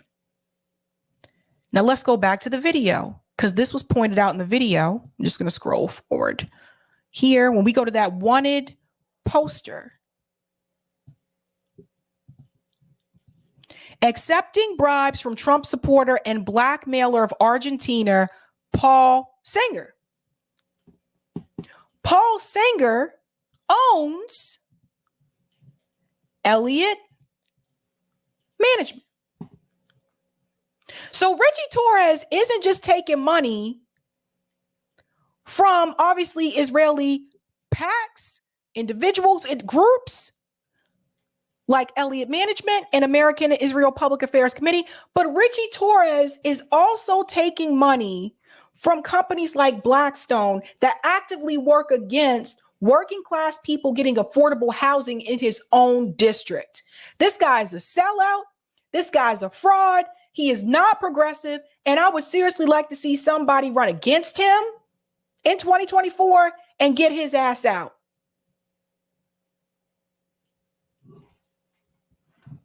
That's why you won't see him push back. So what I had revealed in that tweet where I was blocked was this. Doop, doop. So for those who missed it, here you go. And this is what I showed. And I commented on Richie's tweet when I said you sold out, period. This is what I showed. So people need to see this. Everybody, I'm telling you right now, if you go on Twitter and you reply to his account and you show his funding, he's going to block you. Now, Richie, you decided to take that money. If you have no problem with the money that you decided to take, you have no reason to block people. You have no reason to hide that. This is public information on open secrets. So you chose to take that money. You don't need to try to go hide it now because that was your decision. Add Hakeem Jeffries to that list too, because he also takes monies from. So these people are bought. And I really wish people would stop calling people like Richie Torres progressive. He is not progressive. Just because you grew up poor with a single mom in the Bronx does not make you progressive. Can we please stop that? Sold the fuck out. That's why Richie has the position that he has. Always follow the money. Let me go to some of the comments on YouTube. Thank you, Roger, for the super chat. Uncle Tom, more like Uncle Ruckus. It's from the Boondocks, guys. Boondocks. Shout out to Lee A. Royster Jr. for the super chat. Thank you so much. Super sticker, $50 super sticker. Thank you. Shout out to Jay. Richie takes donor money but blocks people from seeing it. To quote Sabby, make it make sense. It don't make no sense. You decide to take that money. Claim it proudly. Don't go run and hide. Thank you for the super chat, Dev Washington. Get this dope peach creator to 100K subs meow. I'm assuming that's a peach. Or is that a butt? What is that? That's a peach.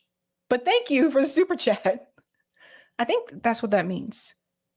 I don't know. You guys tell me. I'm not good with the new slang terms that the kids use. So let me know. Lana says you can come from humble beginnings and still be a raging right-winger. There you go. There you go. You guys tell me what that means. Oh, it does mean a butt. Okay. Oh, Deb says it means ass. LOL. Okay. See, you guys got to tell me. I don't know, you know, some of these things. I'll take the comment on Rockfin, Eric. Thank you. All right. Thank you for the comment on Rockfin, Roger. The First Amendment says the right to petition the government for redress of grievances. If a government official prohibits that, then they are in violation. Also, he should know that when AOC tried to do that with a right-wing member of the public and it was taken to court, she lost that case miserably. I didn't know about that. Others might not have the resources and money to take it to court with Richie, but Danny might. Oh, Danny. Danny, I'm gonna hit you up. Just kidding. All right. We're moving on to our next story here, and this is about Cenk Uygur. So you guys know Cenk Uygur, founder of the Young Turks, is running for president. I'm not kidding. And he says that he believes that he can beat Joe Biden. Now, there are a number of issues that came up with Cenk's candidacy. Obviously, the big one is the fact that he was not born in the United States. He was born in Turkey. His response to that is he's going to actually take that straight to the Supreme Court and challenge the natural born citizen phrase that's in the Constitution. I don't think a right-wing Supreme Court is going to help Cenk try to run for president. But it is what it is. We'll have to wait and see. And then two, the other issue is the fact that, you know, he is the founder of the Young Turks. He said he's going to stay on TYT and keep that position, but he's not allowed to comment on the Democratic primary because he's now a part of that. But recently, there's another issue that was revealed in an interview that Cenk Uygur had with Crystal and Kyle on Crystal, Kyle, and Friends, which it appears that Cenk Uygur is going to be okay with taking PAC money. Oh, buddy. Oh, here we go. All right, so let's wrap it up with some policy questions here. So I know back in the day you were a supporter of the public option for healthcare, but then you backed Bernie twice. You were a big advocate of Medicare for all. But when I went to cenkforamerica.com, one of the policies listed is public option. So are you running on the public option or are you running on Medicare for all? Pause. So that was one of the things I mentioned when I discussed his announcement for, you know, president, his candidacy for presidency, that on his website, it says public option in reference to healthcare instead of Medicare for all. And he was a supporter of Medicare for all. Listen to the way that Cenk Uygur tries to spin this. Heads up, people. So, great question. Number one, am I in favor of Medicare for all? Absolutely, 100%. So why do I put public option instead of Medicare for all? Because if I get elected, I'm just going to go down the list of the most popular positions in America, and I'm going to give it to the American people, okay?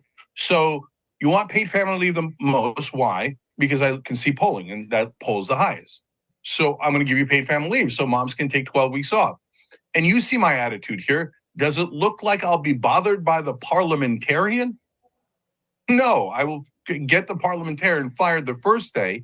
And if anybody messes with us and says, oh, no, filibuster, this or that, I'm going to hurt them politically.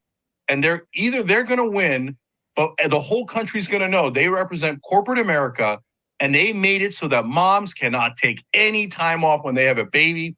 And that villain's name is Joe Manchin.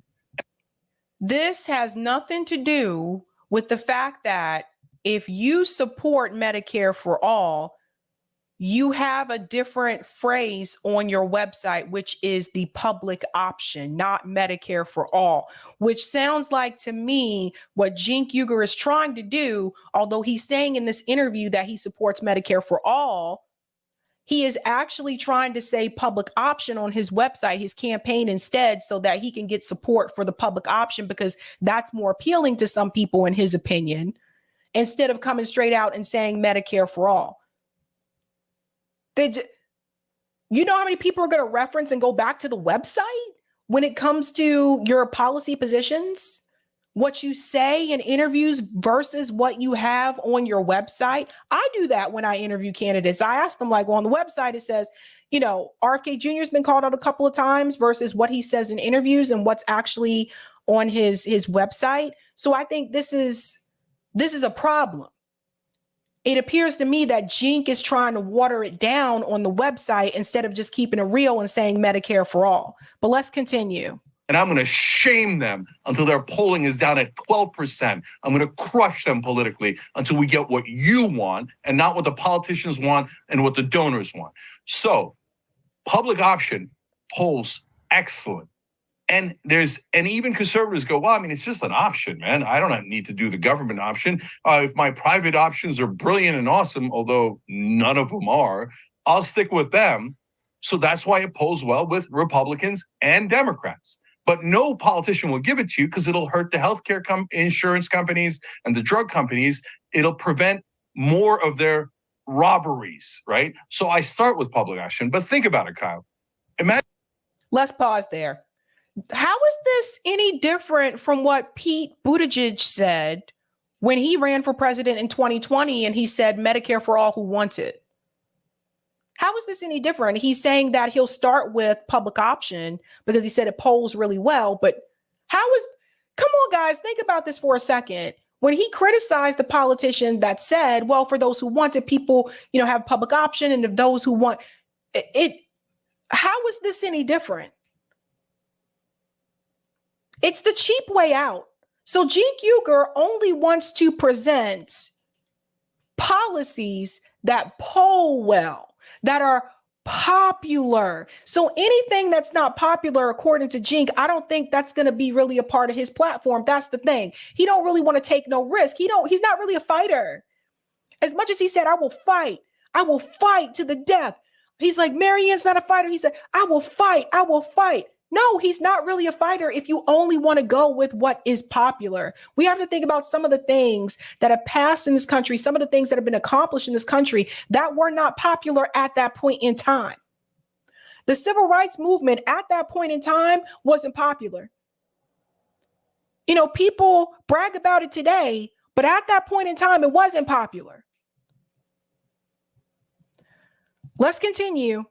Imagine I got paid family leave passed, $15 minimum wage, bring up everybody's wages, got the public option passed. We're rolling because these are all super popular policies, and I'm putting a spotlight on them with the biggest bully pulpit there is.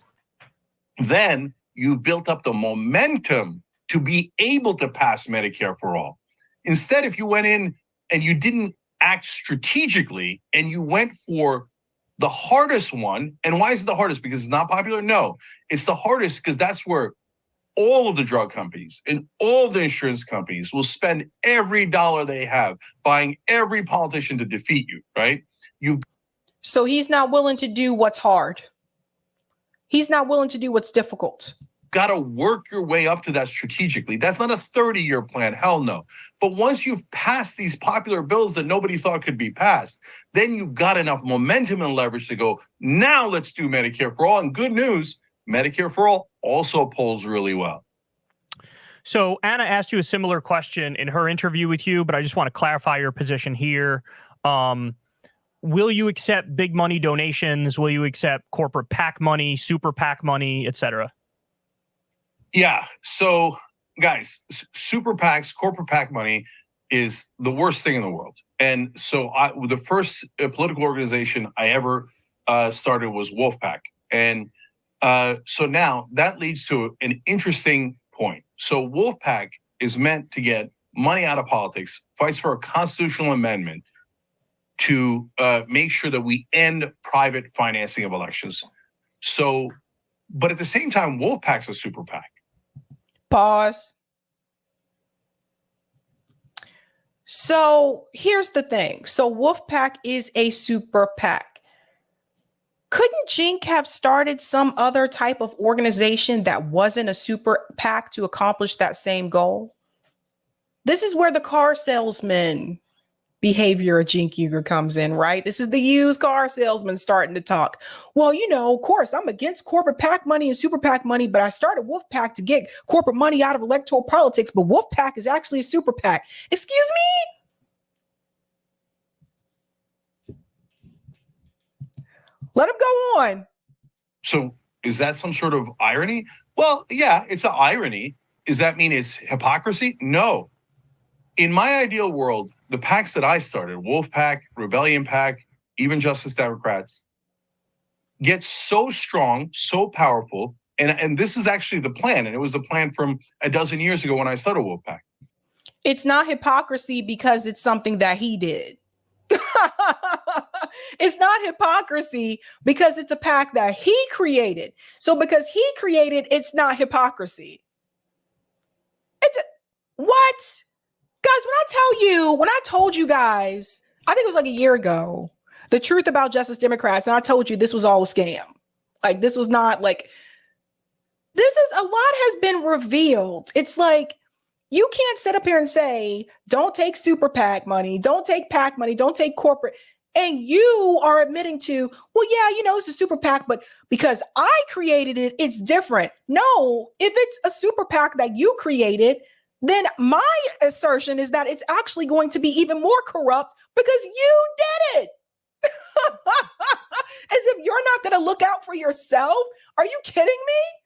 We should trust a PAC that CENK Uygur created, that he will use for himself. Look at the look on his face right now. You know, you can tell, honey. I don't know what kind of used car he's trying to sell. Give me a car in the chat, but he's trying to sell something right now. What is it? Is it a Chevy? Cadillac? A sedan? Let me know. That we use the Achilles heel of the system against it. That they raise so much money and defeat everyone who's against money in politics to the point where the politicians throw up their hands and go, we got to end super PACs just so we can end Wolf PAC. So just so we can end Rebellion PAC. So that they can get our money out of politics. So you could say, well, that's unrealistic. You could say, I don't like that pathway. I'm going to convince them with pretty please. God bless your hearts. I love you. Try in any way you can to defeat the system. That's my way of defeating the system.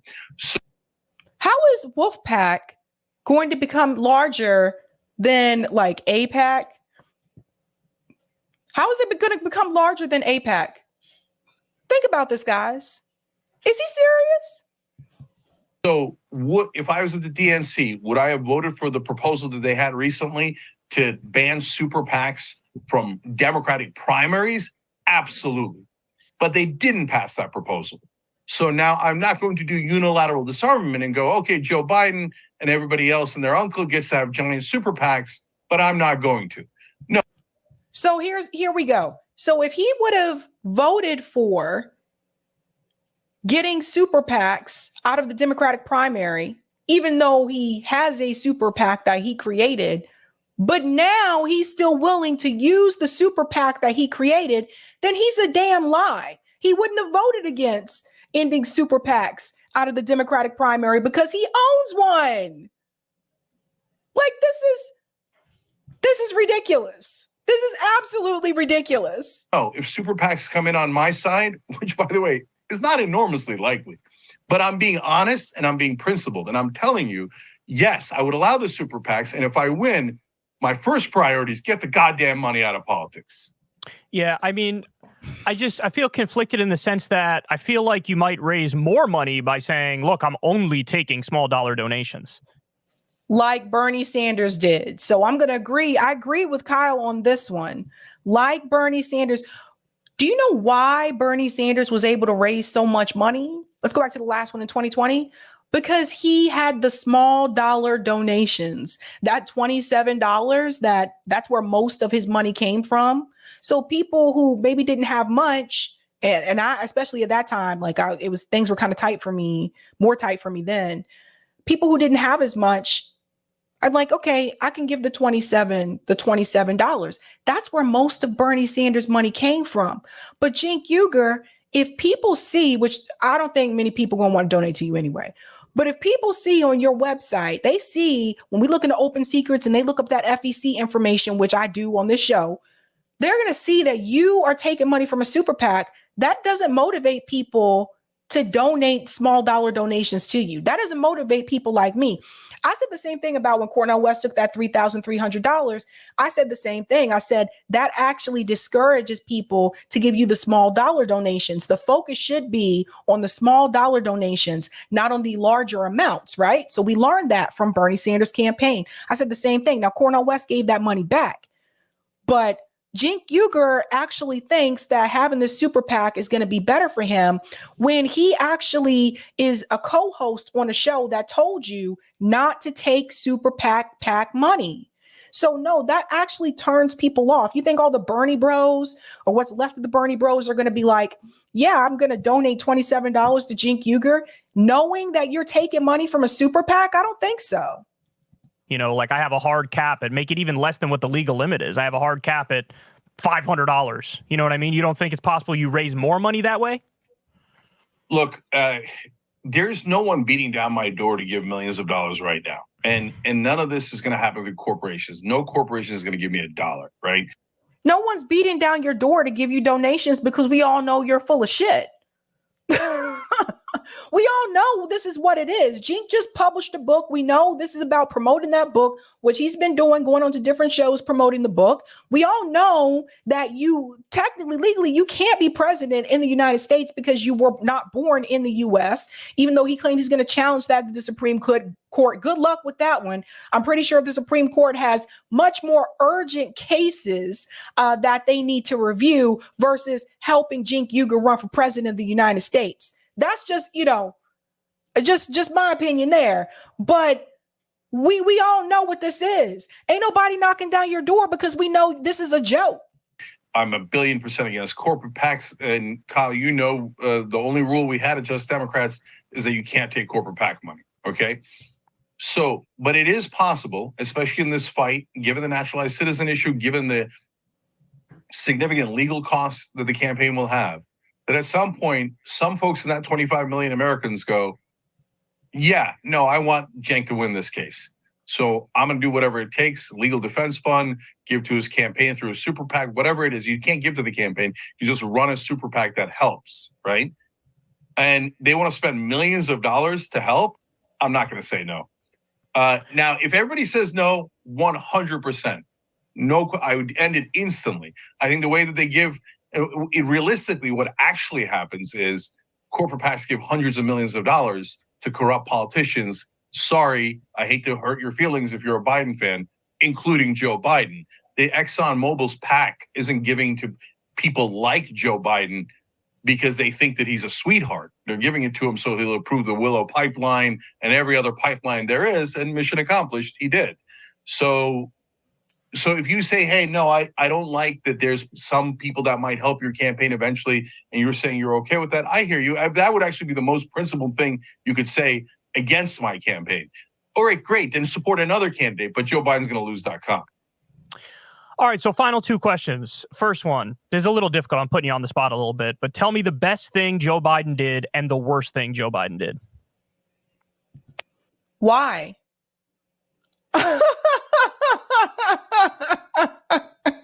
Like, why do you want Cenk Uygur to tell you? I understand the worst thing Joe Biden did, but why do you want him to tell you the best thing that Joe Biden did? He's running against Joe Biden. Why would he be singing Joe Biden's praises? But wait for it, folks. But wait, it gets worse. Oh, okay, yeah. So relatively easy. So, and that's not putting me on the spot. Like, people are used to professional politicians who just sit there and lie and make the world seem like a black and white thing. Everything Joe Biden did is evil because I'm running against him and terrible, and nothing he did is good. No, that's absurd. So, for example, what did Joe Biden do well? He's actually pretty great on jobs. Donald Trump, to be fair, pre-COVID, created 6.4 million jobs. That's not that bad. Joe Biden created in the same time period, 3 years, 14 million jobs. It's the lowest unemployment we've ever had. Mistake number one, talking about the unemployment rate being dramatically decreased and not mentioning the fact that he kicked people off of unemployment. And I've seen a lot of people do this, by the way. This is not just obviously with like the Biden bro people like David Pakman show or whatever, but I've seen a lot of people actually say this. People like Cenk Uygur as well, people like Kyle Kulinski leave out the fact that he actually threw people off of unemployment on Labor Day, mind you. You don't give him credit for that. You're being dishonest. So, and by the way, the polling. How is it dishonest if you're not giving him credit for that? Again, like I said before, what are the jobs? I mean, if you created 14 million jobs and a lot of these jobs are paying minimum wage, should I give you credit for that? When a lot of these jobs are paying people, what, $7.25 an hour? I should give you credit for that? No, I give you credit when you give people jobs, you create jobs where people actually are earning a living wage to thrive in this country, not a wage to survive, but a wage to thrive. We need to make that a slogan. Let's make that a thing. Eric, can we make that a thing? Not a wage to survive, but a wage to thrive. Yeah, I can give you some credit for that. But based on what I heard from people, people are still struggling. People still dealing with things financially. Student loan payments kicked back in, so my wallet got hit. So not giving him credit for that, no, that's not being dishonest. Again, what are the jobs? Nobody can tell you. Gene can't tell you. Kyle can't tell you. Joe Biden can't even tell you what the jobs are. And how many of those jobs are temp positions? How many of those jobs are contract positions? Because oftentimes these things are overlooked. How many of these jobs don't have any benefits? So I could give him credit for that. Shows that Joe Biden is down 19 points on jobs when he created twice as many jobs as Trump. The guy cannot run, man. He's an awful candidate, but he was good on jobs. His National Labor Relations Board is great. I mean, if you watch the Young Turks, you'll see, I mean, you want to go into our archives, you'll see plenty of times where I give Joe Biden credit. The student debt relief, it was a bit of a fake attempt in the beginning, but at least he gave 10% of students actual debt relief. That's better than nothing. It's better than what the Republicans would have done. And I can go on and on. Now, what 10% ain't shit. Like, I'm just being honest with you guys. 10% is nothing when you could think about the amount of student debt in this country. That's nothing. The bad things that Joe Biden has done. Well, first of all, on $15 minimum wage, he flat out lied to everyone. He said he was in favor of it. He was definitely not in favor of it. The very first interview he did was at the Super Bowl right after inauguration, and he threw $15 minimum wage under the bus and said, "Oh, that was not going to happen." Let me just hey, Cenk, let me just interject for 1 sec real quick. You're right about that nationally. I just also want to point out for everybody, he did sign an executive order to raise the minimum wage to $15 an hour for all federal contractors and employees, which is 400,000 workers. But to your point, nationally, you're correct. He didn't do it nationally, but he did the executive order. Go ahead. Yeah, and why is that just limited to people that have federal positions, people that have federal jobs, people that are federal contractors? What about everybody else? The majority of Americans are not. So, you know, again, Joe Biden was looking out for a certain segment of the employment population. Yeah, and that's exactly what corporate Democrats do. They give you 1 to 5% change, and then they go, "Yay, we did it! Historic change!" 400,000 people is what, 0.1% of the country, if I'm doing the math right. Historic. Look, I'll take it. I credit where credit is due, but he definitely threw it under the bus in 2 different interviews, a Super Bowl interview and then a different interview that he did. He had the 2 Delaware senators vote against it. That is a super clear sign where Joe Biden says, fuck the $15 minimum wage. I'm definitely against it. So be honest for a second, Joe Biden. Be honest. You were never in favor of it. Then he said public option. He never even proposed it. He never even proposed it. It was always a lie. And you're not really going to propose it either. I think Cenk is lying right now too. I don't think he's actually going to propose it either. Was never going to go against the drug companies because they donate a good $1 billion to them. Wake up, snap out of the trance. Corporate politicians serve corporate donors. So, and look, paid family leave. If you can't get something that's at 84% passed, well, you're saying I suck at politics. What do you need it to be? 88%, 94%, 98%? what do you need it to be before you get up off your ass and fight for it? The reason he doesn't fight for it is not an accident, and it's not because he's lazy. It's because all of those things affect corporations. And corporations say, you are not to raise my costs by even 5 cents, controlled President Joe Biden. You're to sit down and pass a semiconductor bill that gives corporations over $50 billion in our money and then pretend that it helps the average guy. So he's done, and then finally, voting rights. These morons. Okay, so first, they promised African Americans, we're going to get you voting rights. Remember Georgia? In Georgia, they're like, oh, get us these 2 senators. We're going to get you voting rights. It's originally called I remember him promising the $2,000 stimulus checks. Like that was promised to Georgia voters as well. Let's not forget that. HR1, it's our #1 priority.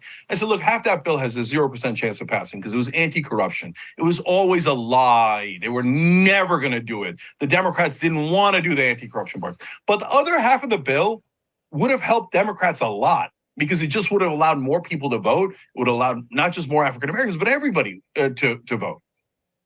But when they had a chance to I'm sorry. Let me comment about the voting rights thing, because there's a significant part that's absent from this conversation that I think does need to be raised. Getting people the rights to vote. Should everybody have these rights already? Absolutely. But what does that do when the system, the political system itself, is inherently corrupt and flawed?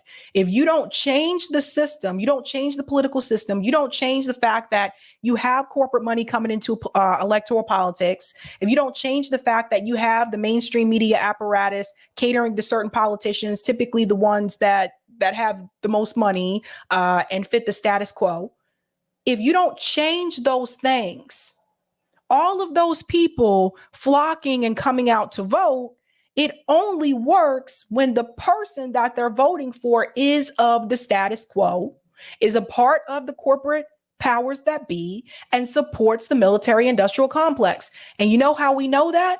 Bernie Sanders. Bernie Sanders is the perfect example.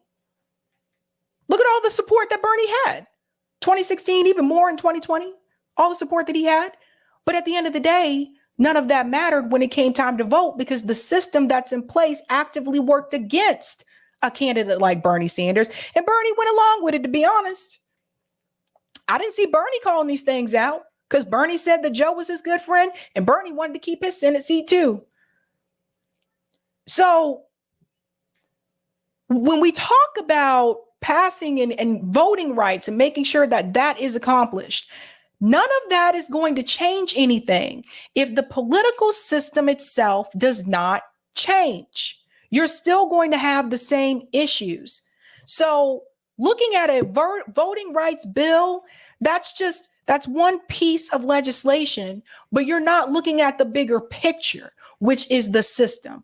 And I think a lot of times this is where sometimes when we talk about like left media, this is where it falls short.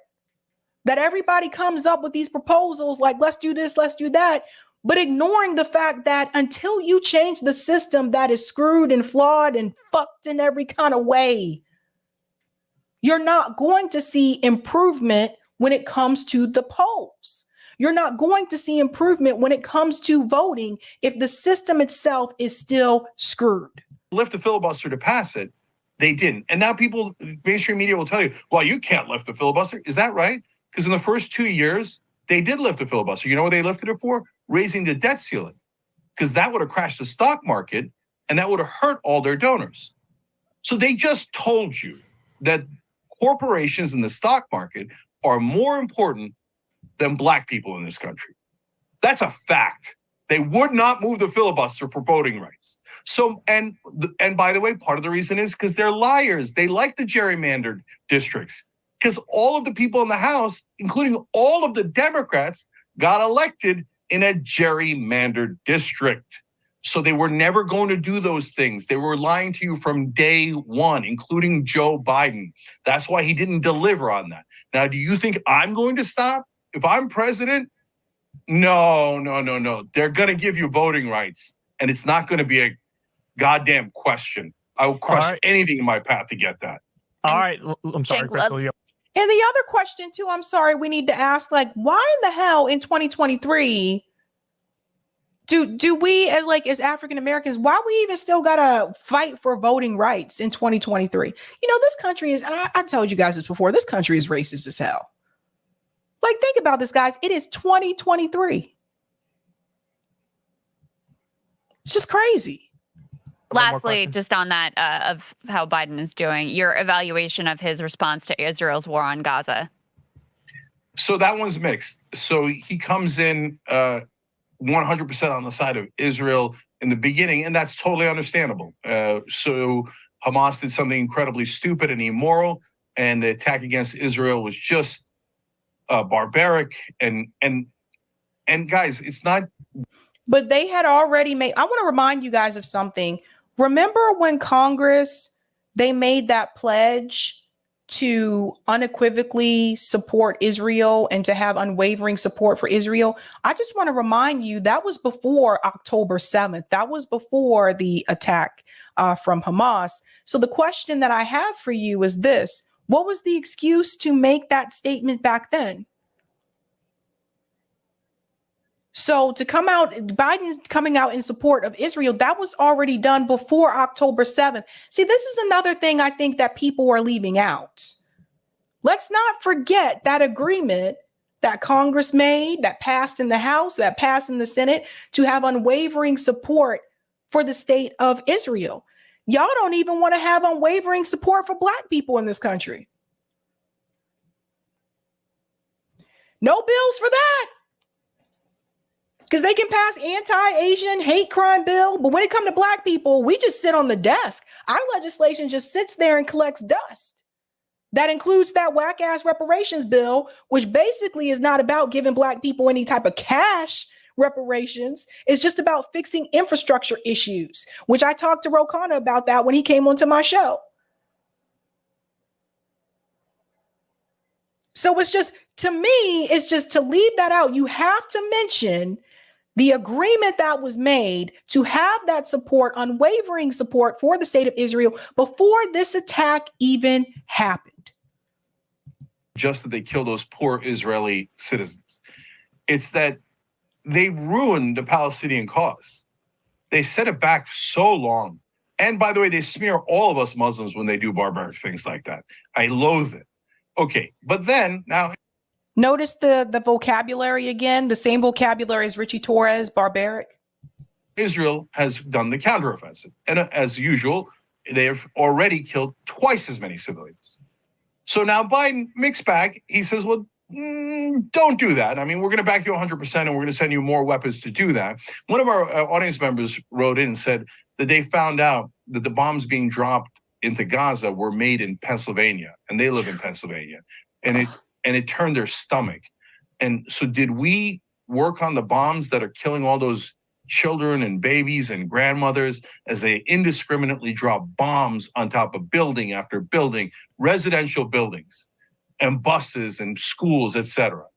So at this point, Joe Biden is way too much leaning on the side of Israel rather than the side of peace, the side of innocent civilians, whether they're Israeli or Palestinian.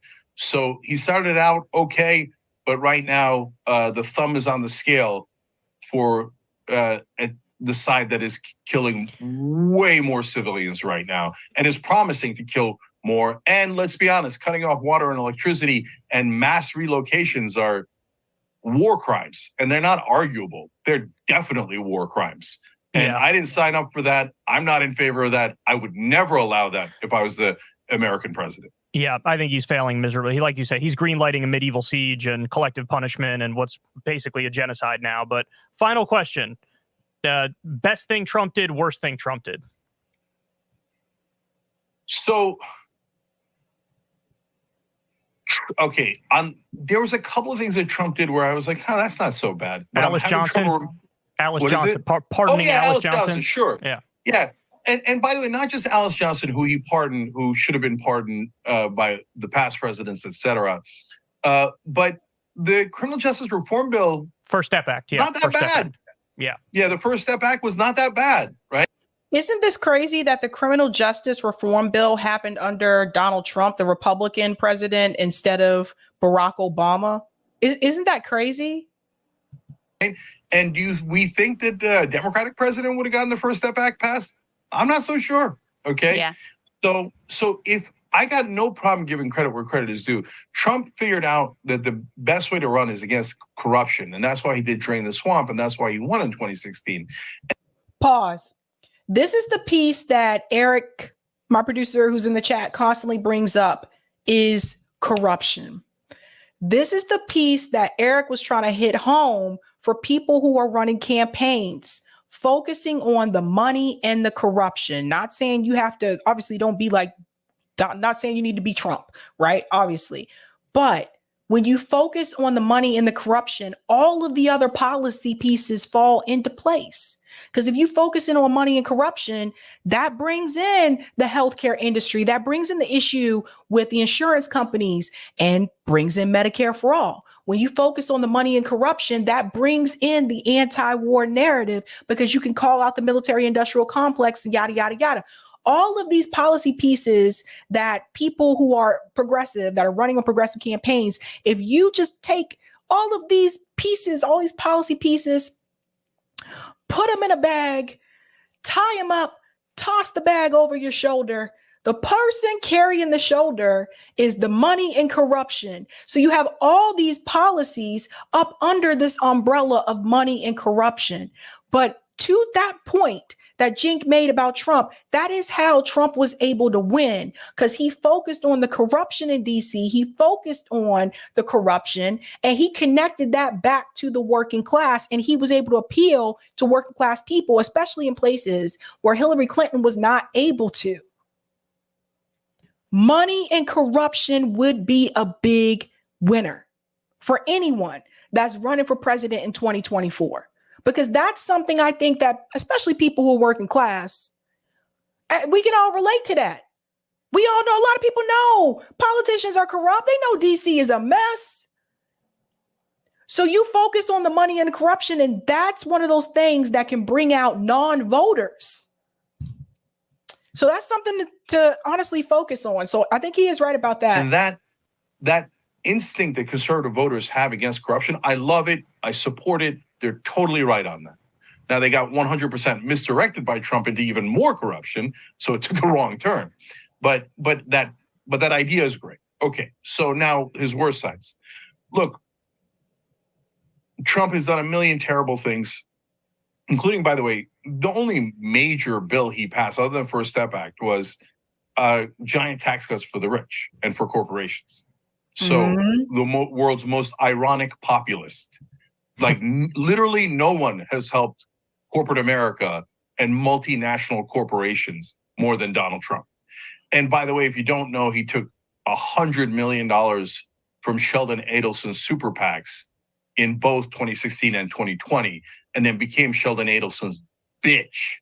Oh, he just sat there and did everything Sheldon ordered him to do. That's who Donald Trump is. He's just another servant of the rich and powerful.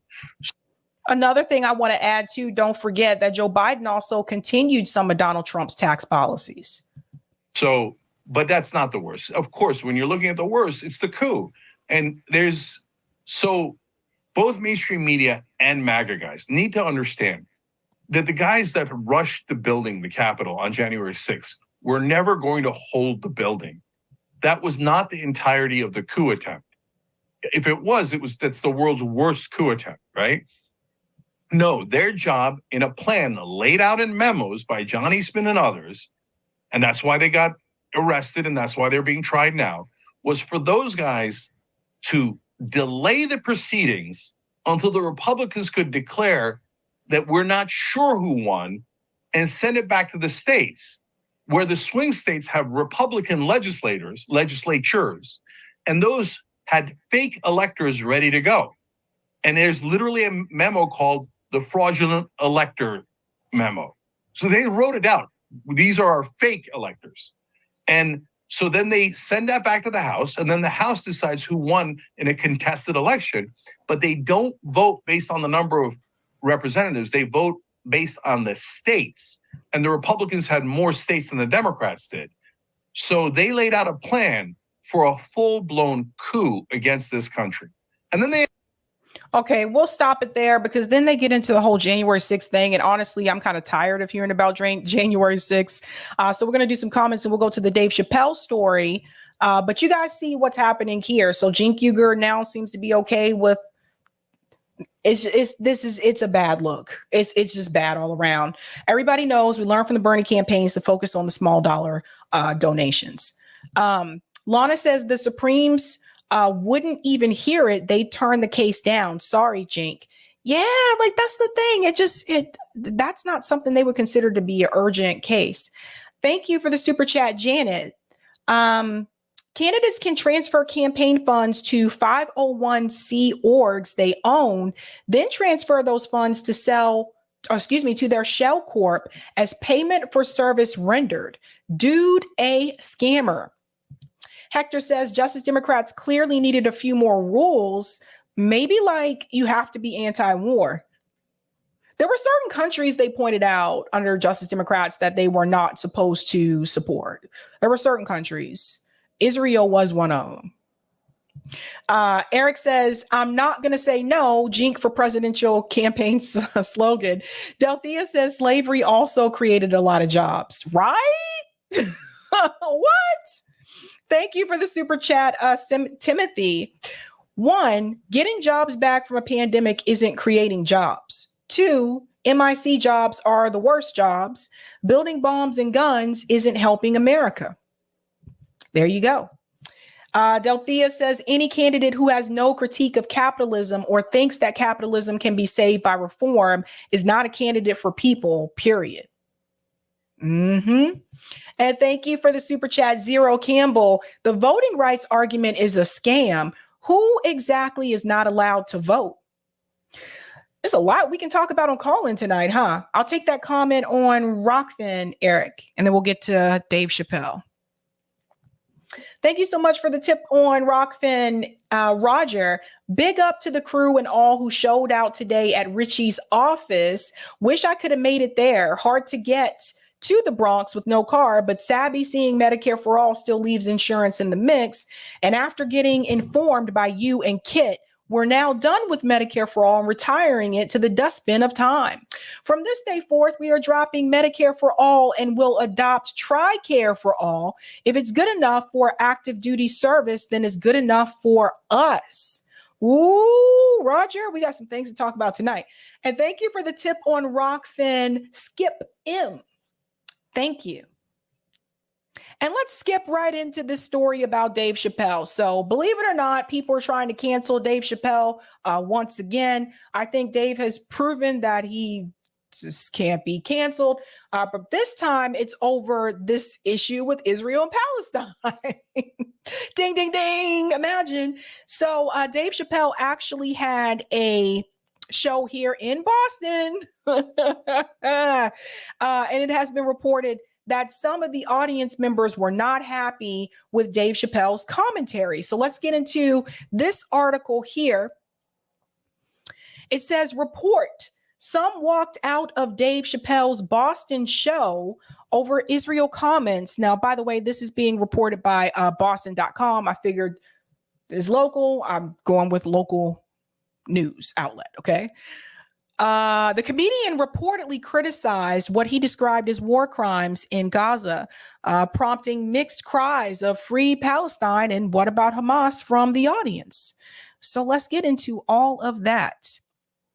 Some audience members reportedly walked out of Dave Chappelle's show in Boston last Thursday after the comedian criticized Israel's bombing of Gaza, according to the Wall Street Journal. And let me tell you something. I didn't click on the Wall Street Journal one because the Wall Street Journal wants me to subscribe, and I was subscribed to them before, and I'm like, I really don't want to pay for this. And so I canceled my subscription, and they want you to pay to see this full thing for them, and I'm not doing it. Anyway, moving on. Chappelle addressed the ongoing war between Israel and Hamas during the TD Garden show. first condemning the Palestinian militant group's October 7th attack on Israel, the Wall Street Journal reported.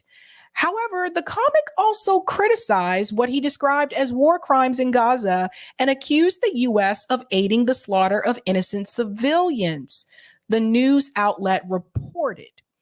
The commotion reportedly began after Chappelle said he didn't think students should lose job offers for supporting Palestinians. And let's come in here. So this started with some of the Harvard students that wrote that letter that we've talked about before on the show, where they started receiving threats from potential employers, some of the other faculty members asking potential employers not to employ them. And I think, this is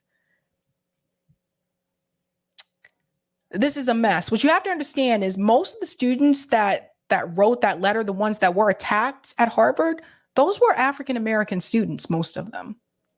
And so here you had, white scholars telling these employers not to employ these African-American students.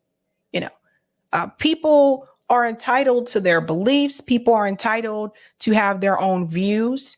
And the way that they came after these kids, I told you before about the lobby. I told you before about some of these groups, how powerful they are, that they will try to take you down, not just on campus, which they did, but also in the future with your potential job prospects. Why is this allowed to happen?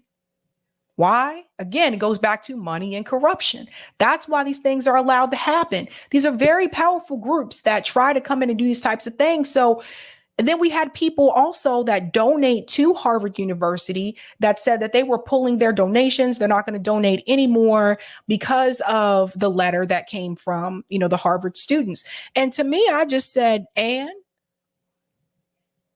and having worked in higher ed for a long time, I continue to stand by this. I really don't think universities should have to depend on donor money. It causes too many problems and it gets messy. It just gets really messy. It's like you have to do the bidding of what the donors want, just like in politics. This shit happens in higher education too. When I worked at BU, this was an issue at the Questrom School of Business. Alan Questrom, that's who the business school was named after.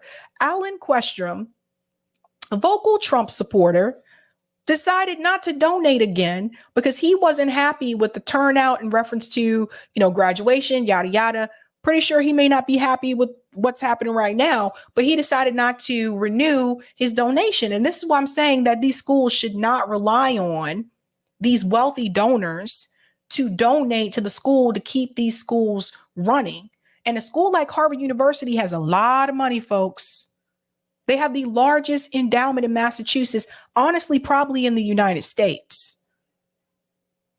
So there's just one of those things I said, like, if these universities broke those ties away from those donors, this wouldn't be an issue.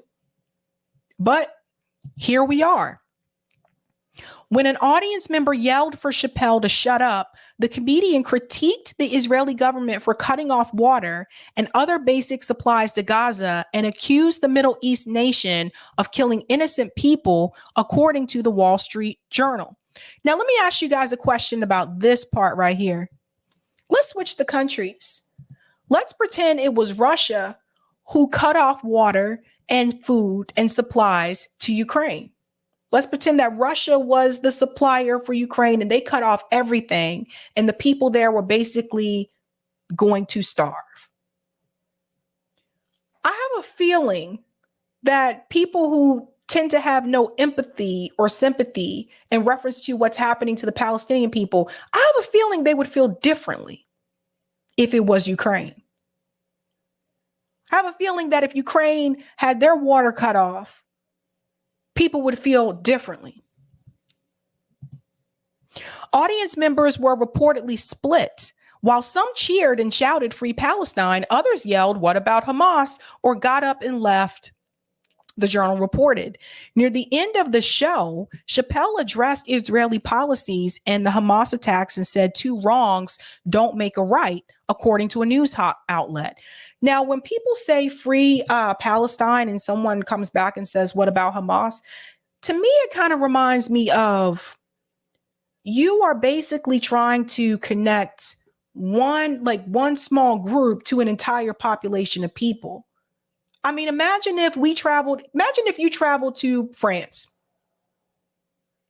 No, probably not a good example.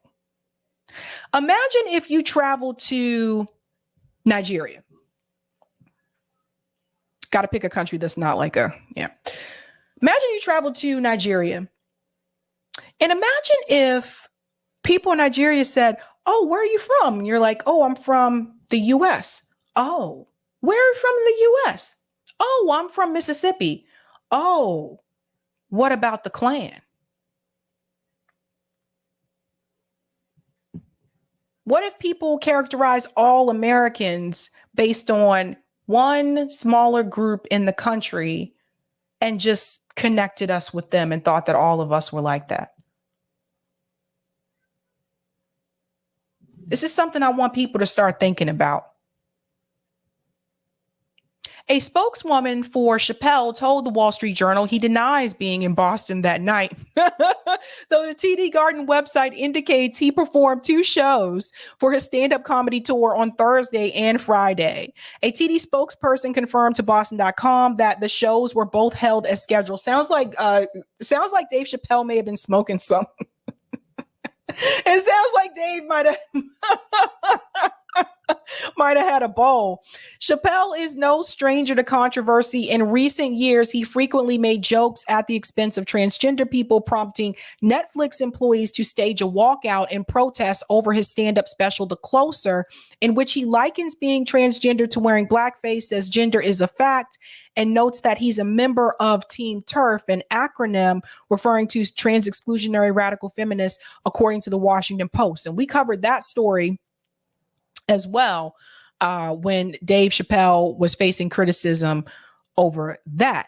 Now, I want to show you something else, because this account said they actually found a description from someone who was actually at the show. And it says, the closest I've found on a description of Dave Chappelle Boston show. Now, this is from Suhir Nafal. Something is changing in America. I saw Dave Chappelle last night at the Boston Garden. It was sold out, so I would say 22,000 people there. 3/4 into the show, he said, I want to address what's going on in Palestine and Israel. He specifically said Palestine and said it before Israel. Let me pause there for a second. That is important, because have you guys noticed, if you listen to mainstream media and our politicians, notice how they always say Palestine last? Palestine is never first.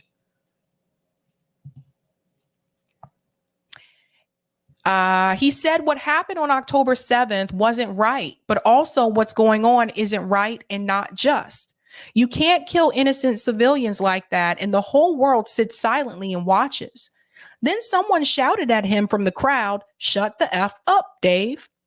He then went nuts and yelled back, "No, you shut the F up. You don't take tens of billions from my country to go kill innocent women and children and come and tell me to shut the F up." He said, don't come begging for money from my country and then go drop bombs on children and cut off innocent people's water and electricity. You have the audacity to pay to come see me and then tell me shut the F up. No, you shut the F up. So it's funny because it's like, I wasn't there, but I'm just imagining this. I'm imagining this interaction taking place in my head. Like I'm trying to visualize it. And you can kind of see Dave just saying, no, you shut the fuck up. Sorry, it's kind of funny. The crowd started clapping and cheering him and saying, yes, Dave, and chants of free Palestine. And then he said, you're damn right, free Palestine.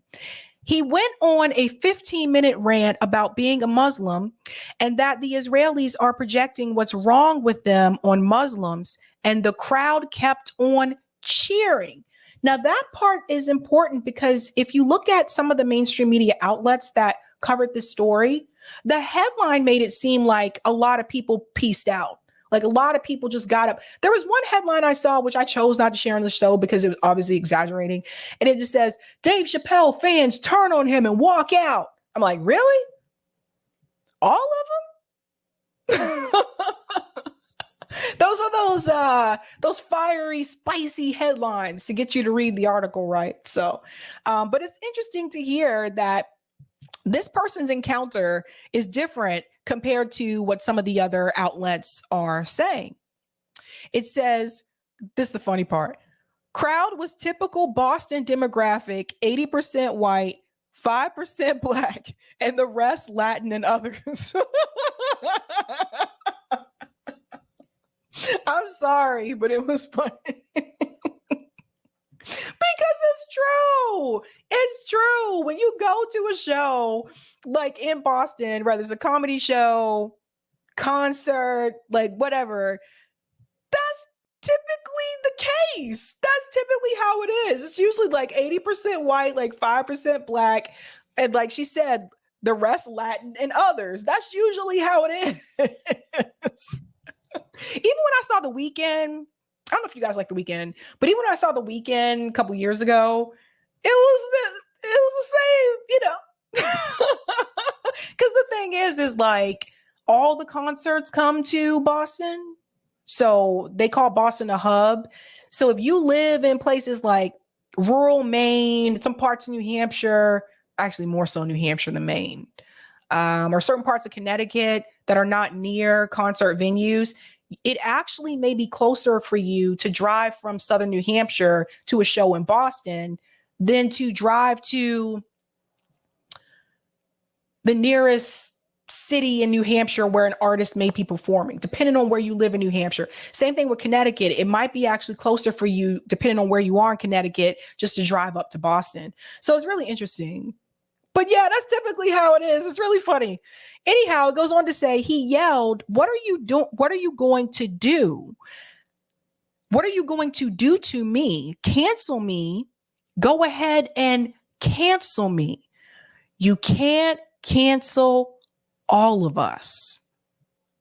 And there's the picture of Dave there. And that kind of reminds me of that song from, there was a rapper called Bubba Sparks. I don't think he's still rapping anymore.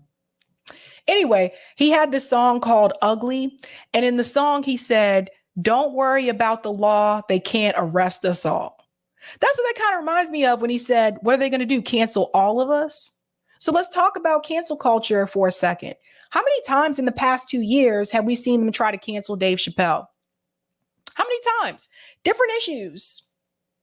But people, you know, there's like, cancel Dave, cancel him, right? And I don't agree with cancel culture. I feel like if there's something someone is saying that is not my bag of tea, I just won't watch that person. I won't tune into their show and things like that. But I think that when we talk about this issue, particularly with Dave Chappelle, I oftentimes wonder if comedians like George Carlin were still around, or Richard Pryor were still, you know, like were still alive and doing comedy today. I wonder how like the cancel culture crowd would come after them, because George Carlin said some things that I think today may offend some people versus, you know, how people were back then when he said those things. I felt like back then people weren't as sensitive as they are now. Like, I feel like people get offended more now than they did like 1982 or something like that, right? Same thing with Richard Pryor. Richard Pryor says some crazy shit. Like, if you look back on it, you watch old school stand-up Richard Pryor, I don't think some of the things, if he said those things today, I don't think it would be allowed. You can also go back to Eddie Murphy's Raw, which is, I think, is pretty raw. I think they would try to cancel those people too. And don't forget about Andrew Dice Clay, because if Andrew Dice Clay would have said the jokes that he said like back in the 90s, late 80s or whatever, if he was saying those things today, I think they would have taken Andrew Dice Clay down too. So the thing is that, you know, it's comedy. It's not everybody's bag of tea or cup of tea. It's not for everybody. There's going to be people you like. There's going to be people you don't like. But I think those of us that grew up watching the Chappelle Show, for us, we always knew who Dave Chappelle was. Dave Chappelle had a skit. I'll never forget this. Dave Chappelle had a skit where he was a Klansman. Do you guys remember this? Clayton Bigsby? He was still black though. This is the craziest skit I ever saw. He was still black, but he was the Klansman. And so for those of us that grew up watching the Chappelle show, the things that we hear Dave Chappelle say today in his stand-up comedy, this is not surprising to us. I don't think Chappelle show could happen today either. I don't think some of those things could some of those sketches from the Chappelle show, I don't think people would consider it to be appropriate today. I'm just saying, this is just keeping it real. But it seemed like back then nobody had a problem with it. You know, everybody just laughed and he ha ha. You know, it just. But now I don't think it would go well today. Just keeping it real. And it's not even just Dave Chappelle. I want to pull up a comedy that I thought was fairly lighthearted, if that's okay. In Living Color, another sketch like comedy show.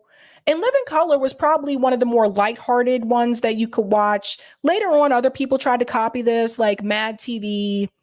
Of course, there was always SNL.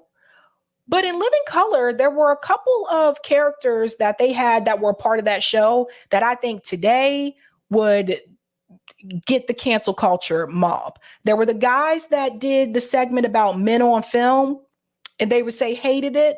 I think people would have a problem with that today. There was also the one where Jamie Foxx played the character Wanda.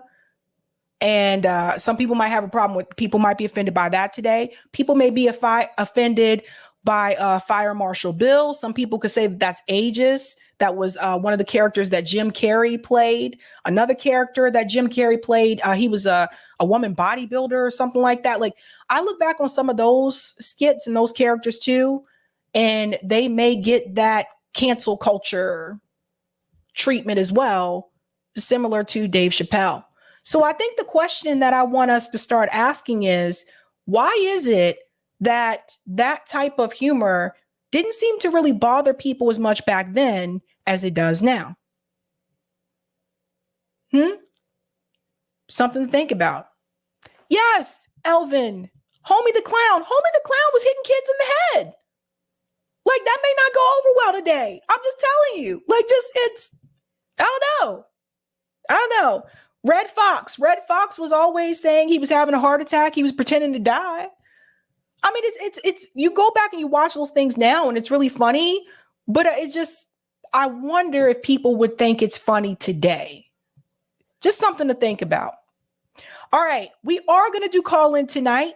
I'm going to take a quick break. I'll be back and we'll do the damn thing. All right. Yeah, so, all right, this is a part of the show where we give Sabrina a little break before we jump into call-in. Here, I'll put the call-in link in the chat in case anybody wants to get a head start on that. But yeah, let's see what we got for some super chats. So then, so Sabrina gets a little break, then she comes back, then we jump into call-in. You can listen to or participate in call-in using the link. She usually posts the link as the pinned link, pinned comment in the chat, or you can do call-in on your smartphone. And call-in is where we like to hear from you and what you want to think. I can see what Desert Mantis thinks. How about those Red Sox? Yeah, they stunk this year. So thanks for reminding me, Desert. But I still wear the hat. All right, let's see what we got in chat. Actually, first let me do this. Let me make our little banner say, where'd it go? Oh, there we go. Wait, there we go. Call-in show starting soon. All right, let's see some chats. Thanks for this super chat. Cool Blue. Canceling people intention is eliminating people. So I think he's saying that, the point is to eliminate people or to disappear them. Yeah, I mean, the whole cancel culture thing, it's used these days as a form of narrative management. So when people who are outside of, people who are outside of what the corporate establishment wants to be said and what they're doing, then they're canceled. They're painted as icky. They're painted as fringe or extreme, and it's all part of narrative management. And manufacturer consent, all that kind of stuff. It's systemic. And thanks for the super chat, Mary Ebony Collins. Guys like Dave and Joe Rogan are untouchable due to us needing comedians to say the things we can't say. Yeah, at least I sure hope so. You wonder what's happening, especially with like a next generation of comedians. Will there be another Dave Chappelle? Will that type of comedian even be allowed to rise anymore? And Sabrina was kind of asking the question, were these things more tolerated back in the 80s and before? And it sure seems like they were. And I think it's so to me, what I think of is this whole concept that the corporate establishment, the billionaires at the top, they want us fighting each other. So if you talk about things that don't threaten them, that don't threaten the established order, that don't threaten the billionaires and their wealth, then you're allowed. And that's not only allowed, it's encouraged. And so this becomes of a piece that these controversies are even encouraged, and they're talked about all over the news and whatnot. But if you were out there saying, well, I don't think billionaires should exist, they shouldn't have that much money, then like that's like, well, no, it just gets ignored. Like we don't talk about that. So I guess my answer to that question of were these things allowed before, I think that kind of censorship and that kind of narrative management has really kicked into high gear. And speaking of censorship, so Corey and I were doing chats and whatnot, and then I tried to put in the chat. Well, first I was putting ones about Palestinian children getting killed, and I was noticing that if I put in like the exact thing I put in was like to ask Hillary Clinton, ask her how many Palestinian children do we let Israel kill before we start funding them. And if you put that into chat, that exact phrase, YouTube will censor it. It will not go through. And we can tell, we see it in StreamYard, it doesn't go through. Corey had it on his phone. And that one seems to be about having the words children and kill in the phrasing. And so if we took Palestinian out, it actually still censored it. Still censored it. So it wasn't about the Palestinian part in that particular case. So then I was like, I just figured, okay, it was something about, the children and whatnot. Fine. So then I put in fight the billionaires. I just put that in the chat, and you can try it. If you put in fight the billionaires, YouTube will censor it. They will not let that chat go through. And it's something about their filters and their censoring. And so they actively have filters that trigger on words. And of course, if you put anything about doing violence against the billionaires or anything like that, that gets censored. Now, if you see, Bad Cookies got it through because he mucked with the word. So if you put quotes around the words, or I think that period lets it through. Like if you mess with it, well, see, that's like, let's see if anyone can get one through. That's exactly fight the billionaires. With the period, it goes through. But can you do it without the period? Because it's weird. It's like the punctuation and things around it screws up the filters. But they have these things. Yeah, they allow tax the billionaires, so that's pretty good. What did Bad fight the billionaires? Yeah, so Cookies got it through by messing with the words. And so if you mess with the words, but if you put in that exact phrase, it censors it. So YouTube has this system of where they're looking for keywords and key phrases, and when they get a match, they block the chat. And it's all right. Danny got through a fight the billionaires. Is that because it's capitalized? I don't know. Let's see. See if people can prove me wrong. So I've been talking. I don't know if you were hearing me, Sabby. I was talking about how YouTube has these filters, and when I would put in "fight the billionaires," it wouldn't go through.